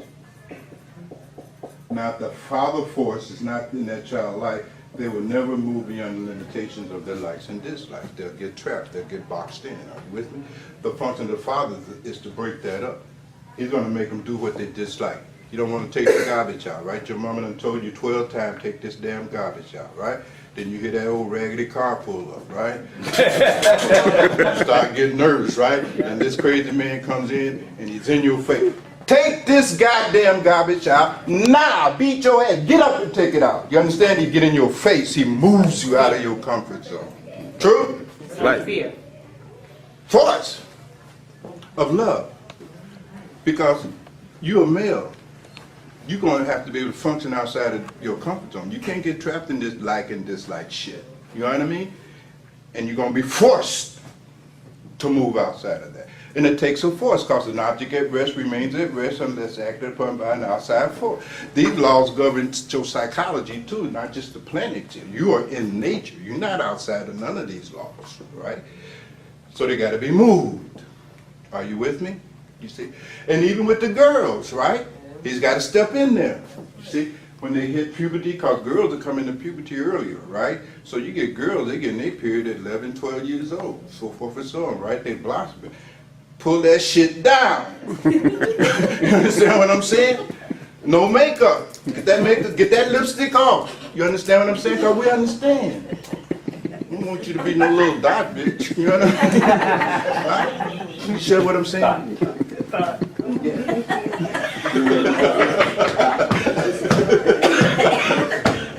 You understand? So the father comes there too.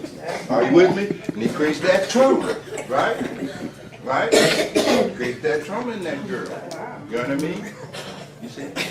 He checks all of that. Even how they interact with the other, with their mother, that gets checked too. Are you with me?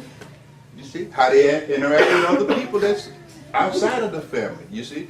You might have to go up to school and whoop them when they make fun of a teacher that because they cripple.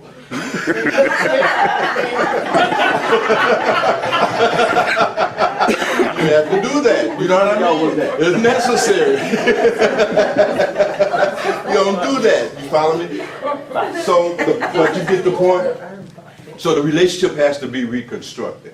So it's really good when you have two parents for that child, because then it doesn't put the burden on the mother to reinvent herself and try to become a man and vice versa. You know, because that's kind of hard to do. Are you with me? Yes. Yeah. Because, yeah, I mean, it's challenging, but trying to, Yeah. do both? Yeah, you can't do both. But you, well, It's very Not hard. good. I do. But you can do it, but that don't mean that it's going to be effective, because there's laws. What do you do to make it effective. compensate if, Very hard, Dr. Dave. I know what you're trying to say. It's very hard. But the point is that whether we can do it or not, this is what the physics of psychology requires. Now, whether we can get there or not, that remains to be seen. But the law does not change. You see, this is the law, because we're constructed like that. You know, you construct it. but it's not as if a woman is unilaterally just, I'm only the nurturer. No, not only the nurture. Even if there's two, both parents doing their piece, the Just father's wait. still a nurturer, the mother's Well, still a nurture, but in a disciplinarian. different way. Yeah. You follow me? Nurture. So Nurture for the too. woman who is trying to maybe compensate not that she has that discipline side, because you got to tell your kids what to do. You're not just waiting for daddy to come home to do that. Yeah. So there is that level of But see, shared here's the thing, discipline, like in this thing here, you know what I mean? Because you understand, children even react differently to a male voice. Yeah. This is, it's physics. You know, it's a physics thing. The male voice strikes them at that reticular complex. You know what I mean? Way down here. Just that. This has been done. Yeah. Well, you can holler at them all you want. Get that garbage out here! You don't pay no attention to that. Get that garbage out. Discipline. What if the male doesn't have a voice? What if the male is weak? Well, what can I and tell not you? playing his part? I can only speak to what the law of development is. I mean, I want you to help me. I know what the. Well, yeah, go get you a man. Or go get, you understand, or keep the kid in that boy's, keep that boy in his father's life. What if? That's what I'm saying. What if the father's there, but the father's weak? So. Well, then that means, maybe not so much weak, you have to understand, men, and here we're going into the difference of male and female psychology. The psychology is a difference, yeah, you see. Most men will interact with their children based on their relationship with their woman, or their children's mother, fundamentally, you see. Women don't interact with their children on that basis, necessarily. Are you with me? Unless he looks just like his daddy. Well, what I'm saying is, in my situation, I'll just speak candidly. In my situation, he wants to be his best friend. He says he doesn't want him to fear him, so he does not make him do anything. All right, see, that's a weak man. Well, Now, I see, said weak, y'all. yeah, but you picked him. I know that, but I didn't know that quality. But I know, you know, that's the he whole said point. That's that the he was whole going point. to. Oh, when I say come, you gonna come. But usually, you see, Tam, the truth of the matter is that in a man in the father-daughter relationship, I've already said that, you know, you are daughters. You know, that's a different place, you know. Right. You know what I mean? Than my son might get. You know what I mean? There's a more tenderness there. You follow what I'm saying? Right. It's a very tender spot, you see. And so when you're at that age where now you're finna get into, you know, dating and romance and marriage and all that, you the father, we want to see this boy. 'Cause Right. you don't know what a man look like. Absolutely. You know, they just big, they got a deep voice, big shoes, they smell good, but that ain't no man, you have no idea. I got to see this boy. Right. I got to see your beloved, right? And if my assessment, I look, I said, don't marry him. But you marry him anyway, cause, you know. Okay. Well, I mean, you're digging back too far.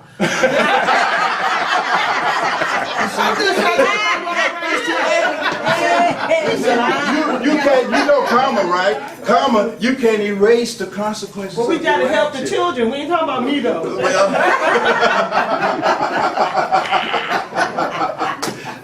And vice versa, you know, you need to bring your future wife or girlfriend, you need to bring her home to mama. And let mama look at her. You see, I got it that's now. very necessary. You see my point? Her mama will know, she'll recognize. You see, she has that eye. You see, she has that female intuition. That's a powerful thing. You see my point? I do. You see, you gotta bring her home. That mama look at her. But now I'm trying to fix this stage 2 though. Well, you just gotta go through the karma, let the energy just run out. That's not fair to the child though. I mean, Well, how do you fix you that have to- situation if it's not going? Because I well, can't get past the life of this you life. can't fix it. Now, what you can do, you can minimize the damage, but it ain't no fixing because you can't change the reality of who his father is. How you gonna fix that? The genes already in the boy. You understand what I'm How saying? do I What you gonna minimize? do? Have his genes extracted? There is no such thing. If you can You tell see. me the procedure, I mean. You have to go to his father, and you gotta sit down, and y'all got to come together on the parenting process. I tried that. Well, you gotta keep trying it, because it's, Right. yeah, I know, but see, you have to be fierce with it. You really do. You have to bring that mama grizzly in you. You gotta bring that female lioness out. This your baby here. This is important. You see, yeah, we go talk to her, but there's a little disagreement. I kiss my hand, you know, no, that's not it. You see, you gotta go at that. You follow what I'm saying? You got to go edit. You got to set aside all your ego, all your vanity, all your emotional baggage that you carry from the relationship. All that shit got to be set out, and you got to go and handle this business, because that's for the sake of your child. I mean, that's the real deal. said, and that can be done. But at the end of the conversation, just as it was before the conversation, this individual is who they are. I mean, I could say, hey man, listen, you need to make him take out this garbage, and this is a disservice when you don't. And he's, yeah, I know, I'm gonna work on it. But now we 12 in, and he ain't got no respect for you. He at stage 5, he at stage 3 with him, because he ain't did his thing of the A's or whatever you said. Yeah, I understand you, but you see, there's a time to have children, there's a time not to have children. Okay, you still digging back again. You have to understand that. You know, like really seriously, I mean, it takes a kind of physical and psychological energy for all of that stuff. You know, now if I'm 60 years old and I got a son, come on, shit, you know what I mean? How much energy I got for all of that? I'll be done whooped and had a damn heart attack. Right? I mean, it's a different mindset. That's true. Are you with me? I So realize that now. all that has to be factored within. Every situation is so unique. So those kind of details, Ram Bam, they come. It's best to examine those privately, personally, because it's unique. You see, but there are some things you can do, but it will require a great deal of humility. Absolutely. Yeah. Yes, If I can Saddam. interject, I'm sorry, because I experienced this, and my son was going through the 13, 14 stage, and his dad said, Angela, you've done a wonderful job being a mother, but it's time for him to move in with me. It's time for me to take it. Trust me, I went through the like, am I making the right decision? Yeah. But I had to take myself out of it, Yeah. and I had to take his dad out of it, Yeah. and it was all about my kid. Yeah. It was all about my son. Yeah, So sometimes- as yeah. women, as mothers, we got to forget about what happened, what didn't happen, why Right, it happened. right. All of that has to be Right. totally deleted Right. in But- the sense of the word. right. It's about the kid and what's in the best interest of the kid. That's right. And take your emotions totally out of it. Stop being negative about what he don't know what to do and he can't do That's this right. and he's not strong enough and man enough to take yourself out of it and let him do it the best way. Right, because he if you can send as a them father. there, usually, see, man, we ain't gonna be picking up after this little bastard. You know what I mean? See, you understand? That ain't gonna happen. And after a while, he's gonna start reacting to his son's manhood deficit. You see my point? You're gonna start reacting to that. Because he's men, you know, it's testosterone. You ever see it in little boys when they start off playing? So you'll play with them, I mean, you my friend. But then you hit them too hard. Hey, you know what I mean? And it's fighting now. Yeah, so yeah, that friendship shit will disappear. Yeah. And it will get reversed. The testosterone will drive it. You see? The testosterone will drive it. You see? Because it's that man, you know. They'll play a while, but if Eddie B get too much out of pocket, hey, this thing gonna rise up, because it's in us. It's getting handled. But Angela said it best, sometimes it's trust. So Dante, you wanted to weigh in real quickly? Can you go back? I think I heard you, if there's not a man, because in family counseling therapy, one of the questions I ask single parents, mothers, is who is your village? If you don't have one, you need to create one. Now, did I hear you say that, so, you know, kids, uncles, and so on and so forth, step up, can they, you know, this They is what can- they're asking, they can step in and do, depending on, of course, you know, all the dynamics, but Right. and do, they can, it is possible for someone in the village to step in and do somewhat of a serviceable replacement for the father. Well, not a full replacement. Right. They can create a less likelihood, perhaps, you know, the boy just being without any kind of guidance and so forth. But you have to understand, this is a genetical thing. This is a biology thing. You understand? Because psychologically, you need that boy or that girl gonna always have that thing in them. Why didn't my daddy want me? See, daddy can heal that. Normally, when I get a client like that in therapy, if I can find their father, I tell them, okay, you go see your father first, then we're gonna set up some good sessions. Right. You know what I mean? Because that's the biological source. Absolutely. You see. And I already know from experience that these fathers is work both ways, you know?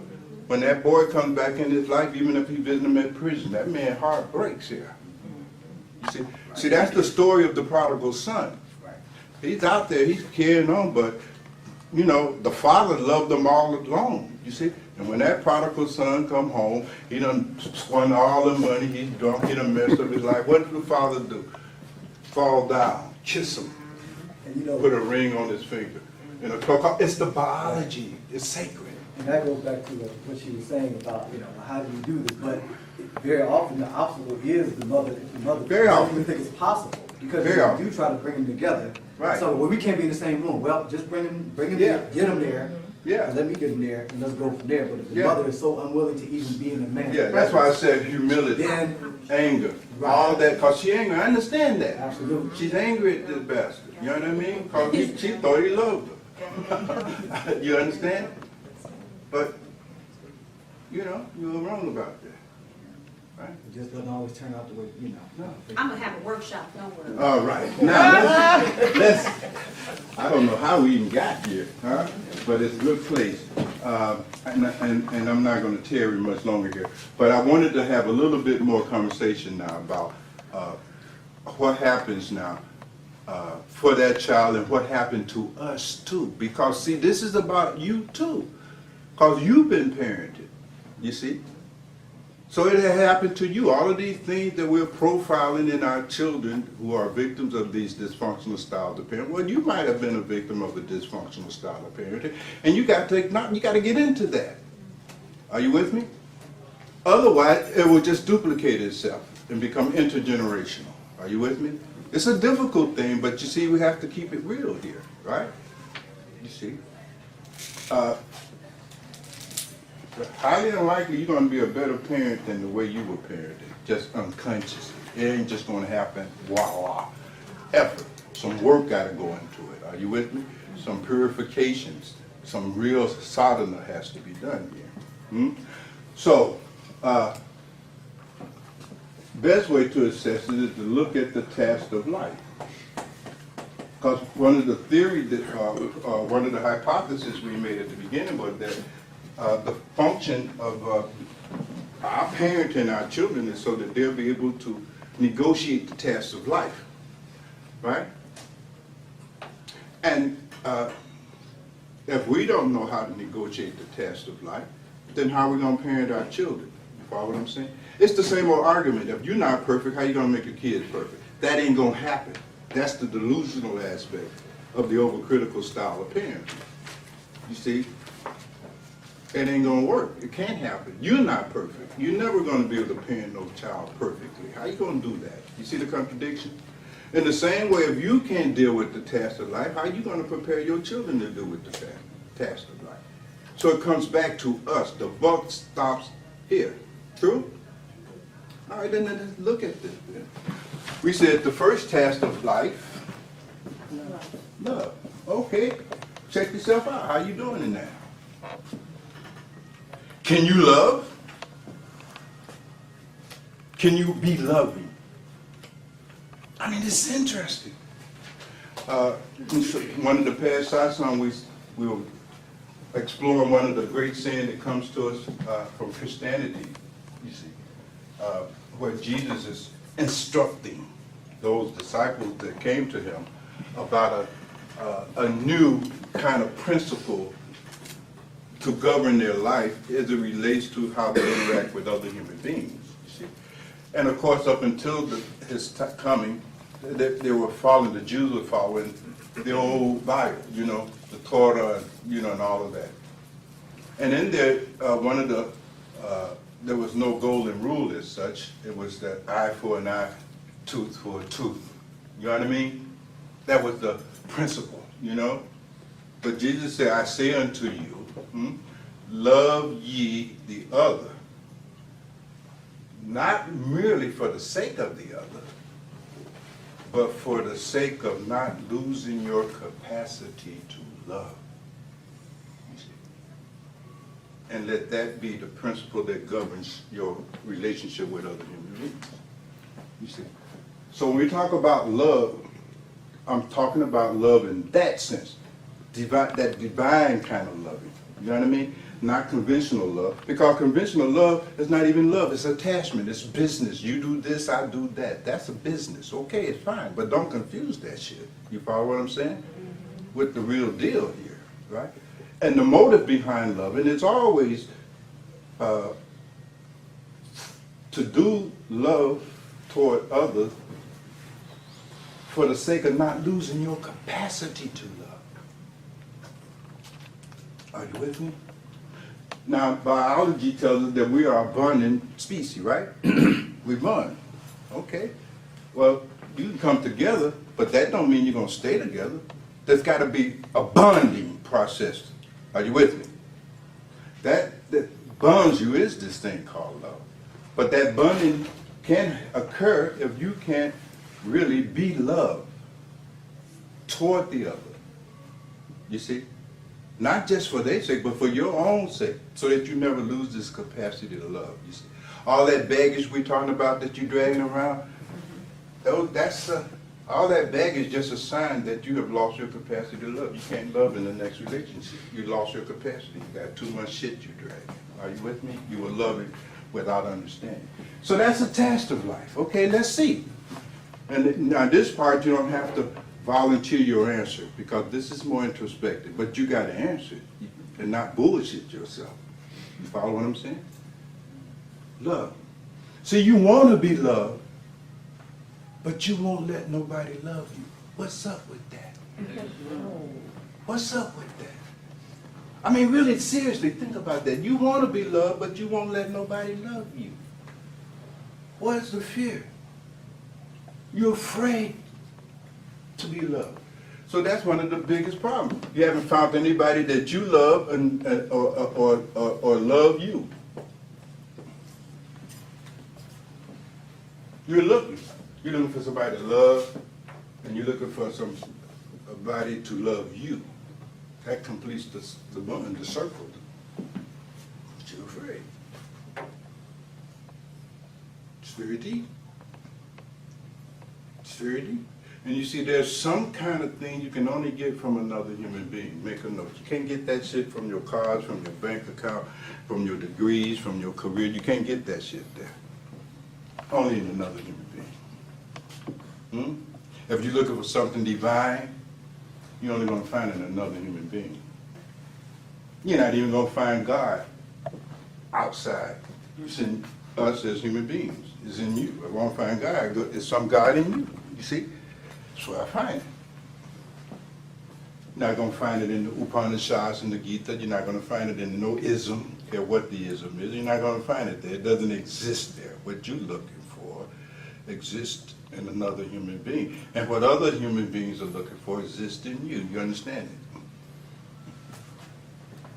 Task of life. Without love, how will you be happy? There is no way to pull that off. You can't.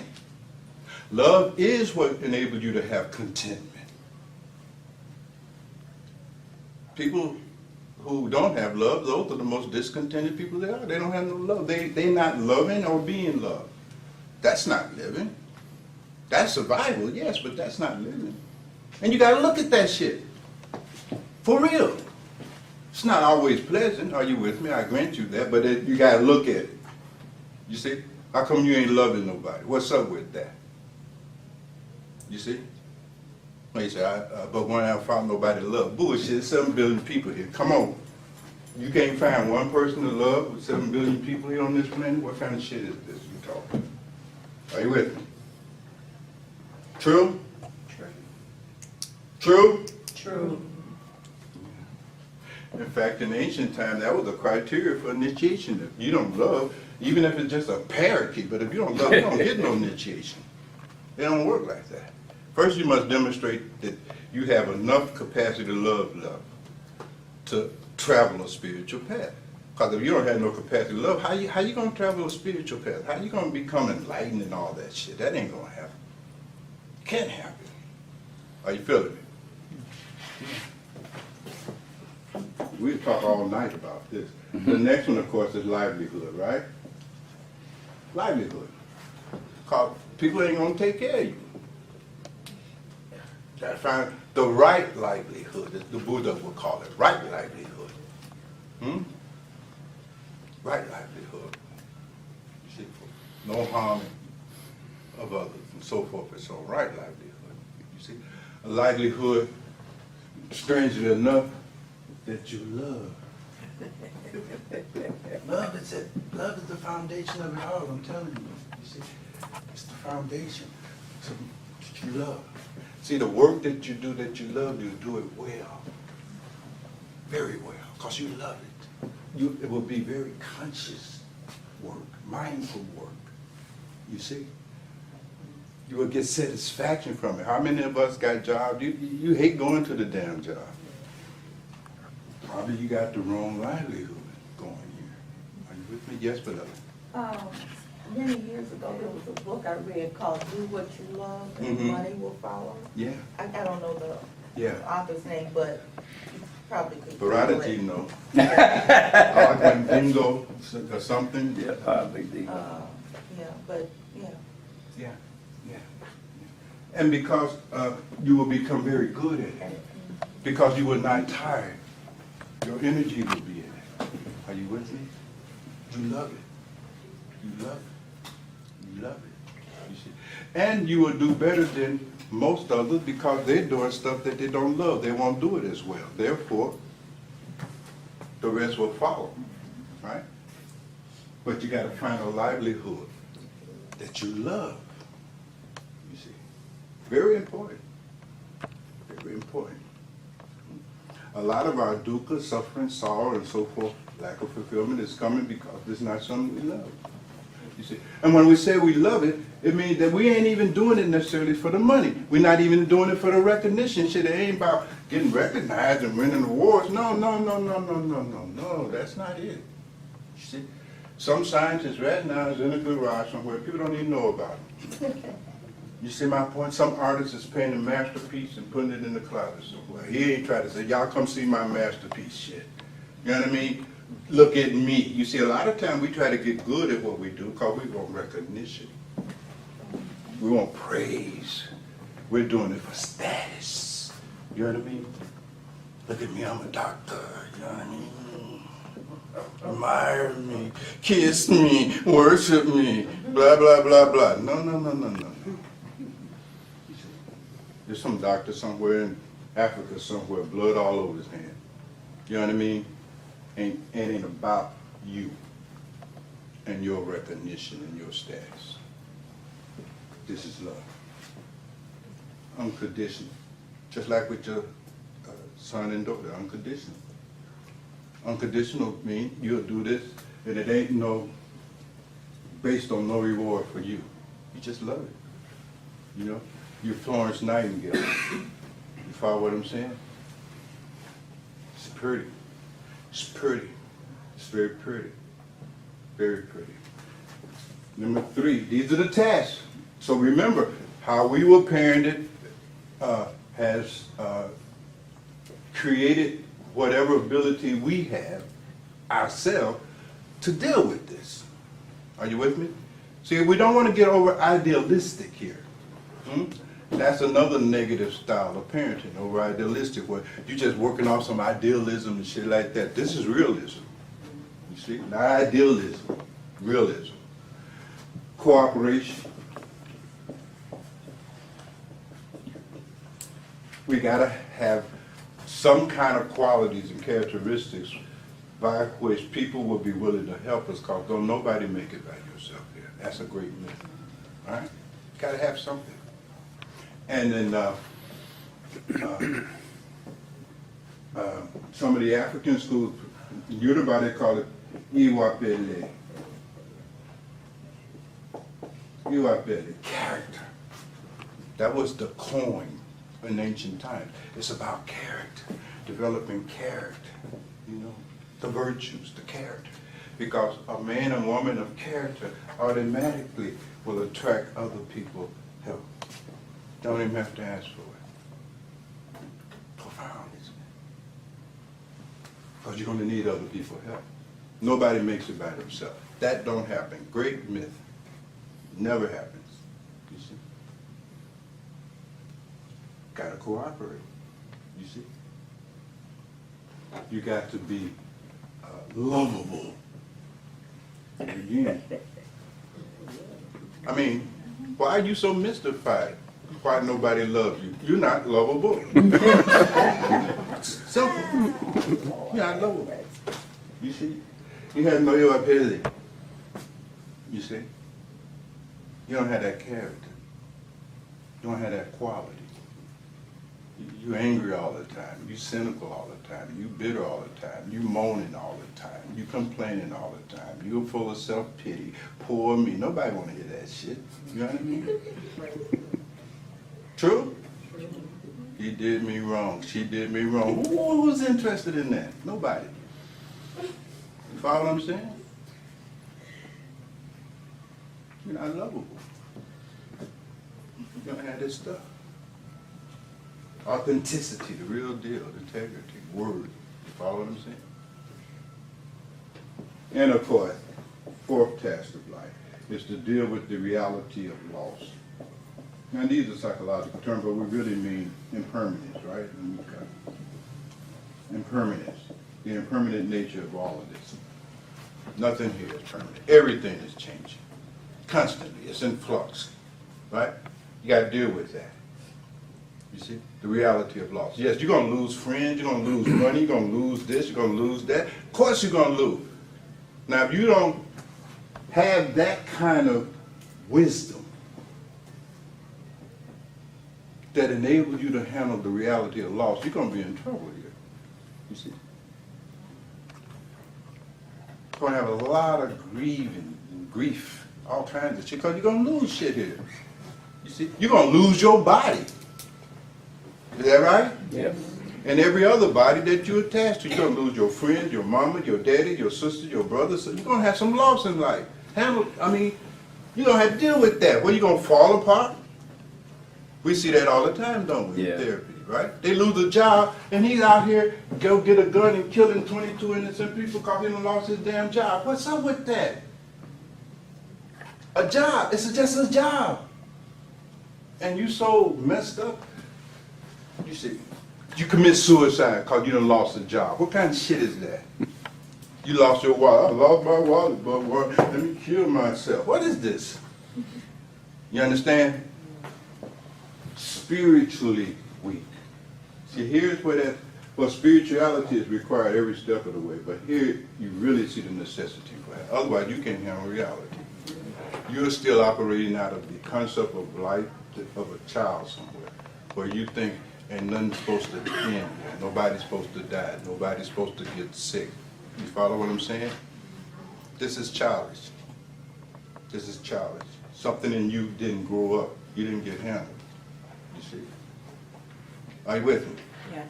So we got to look at this. How are you handling the losses in your life? How are you handling it? If you had some, okay, how you handle that shit? It says something about you, and it says something about how you parented. Or how you are still parenting, if you're still doing it. It says something. Now, we can go on and on and on, guys. I'm preaching to the choir here mostly today. But it's good sometimes to sing again together, don't you think? And we revisit this anger management Dharma so that those of you who are going to volunteer to become mentors, you know what I mean? We'll have a refresher workshop. But this is what it basically comes down to. You see? So what is the most effective style of parenting, you might ask, at the end of our conversation? Love. Parent out of love, without losing your capacity to love your children, in spite of their imperfection, shortcoming, and fault. In spite of their not living their life in a way by which you can vicariously relive yours. To love. To interact with them so that you never lose your capacity to love them. Because when you lose your capacity to love them, you have disqualified yourself to be even called their mother or father. That's the real deal.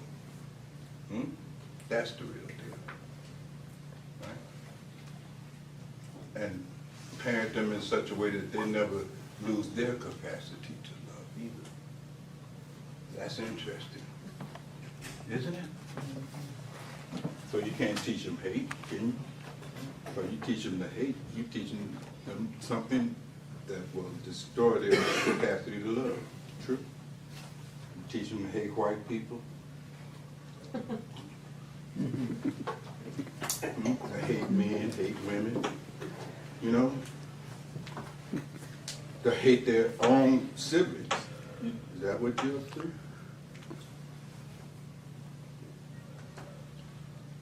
You're helping to destroy their capacity to love. They're gonna need that capacity later on, right? True? True. Right. I mean, want them a white man later on. I can't marry him because he's white. My daddy's a, he's a radical. But that's what he does. What she does, you know what I mean? But you ain't having it. Now they'll never love you. You understand? Now, go. Question, Q&A. How do you do, I mean, I find as a parent, it's so difficult to. Do me a favor, if you got a question back there. Stand. Because I can't get it. You know, trying to discard, you know, the negative stuff that I got, you know, when I was parented, and then all the other things in my experience that informs my parenting style, and then trying to give each kid what they really need. Although That's right. a lot of it is universal, but Some is very specific. Right. Because each kid is a little different. so how do you balance all of Well, it has a lot to do with how important it is to you to do it. Because depending upon how the degree of importance that have for you will dictate the amount of effort and energy you will make available for doing that kind of work. It certainly requires a kind of self-examination to find out the stuff that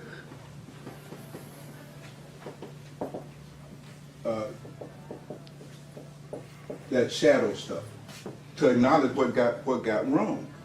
See, in therapy, we see it anyway sometimes, because a lot of times people really are presenting issues that is the direct outcome of their relationship with their mother or their father. Shit that didn't get handled. Are you with me? They got issues.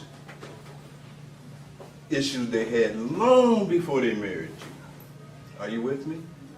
You got issues long before you had children. You got certain issues, you see? Now, usually you married, you hide those issues. Are you with me? You don't become aware of them, you see? So it's very difficult, Ranjamo, to transcend something that you refuse to acknowledge, you see, or don't see. You can't transcend what you can't see about yourself, you see? So there has to be this examination to really see, you see? And it has to be ruthless. Not exaggerated though, but nevertheless, it has to be very ruthless, very thorough. You can't be protecting anything like your image of yourself.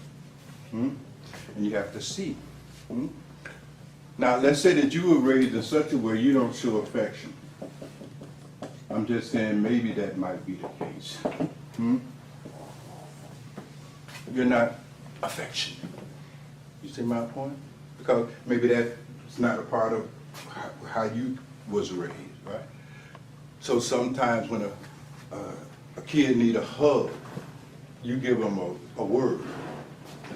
But what they really need is a touch. You know what I mean? And you have to see if your if affection, if your capacity to love is inhibited. It can't flow down into the body. Are you with me?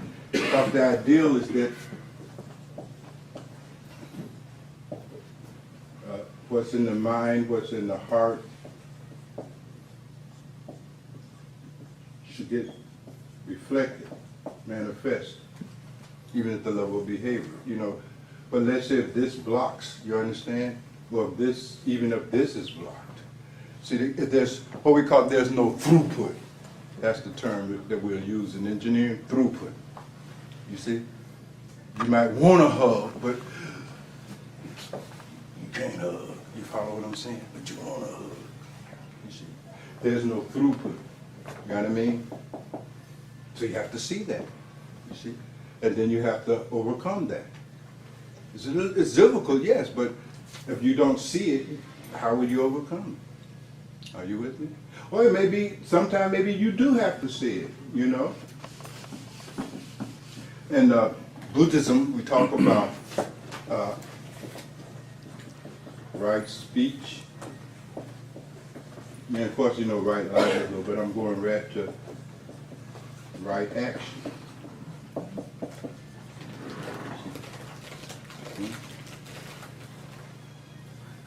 So, this love,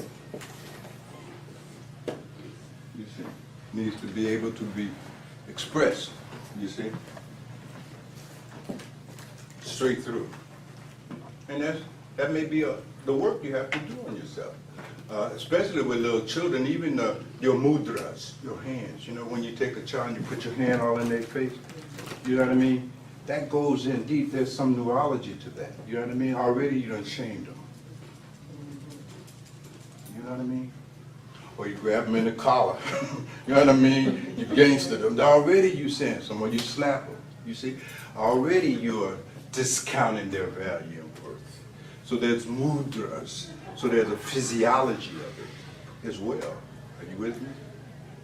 So it's a lot of different things. Then you got to know the kid.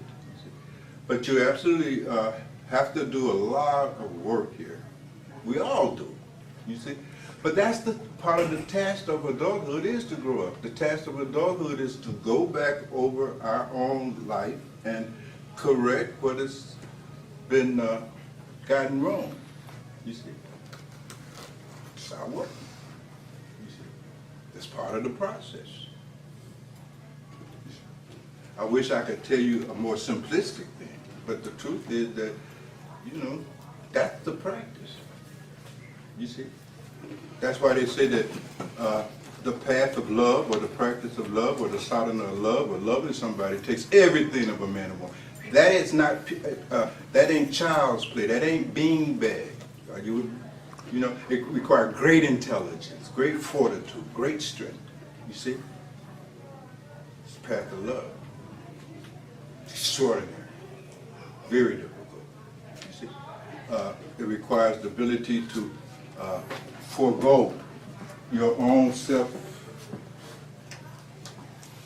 ambitions and gratification for the sake of the welfare and the well-being of the beloved. You know, it is something. Sacrifice. You see, yes, beloved.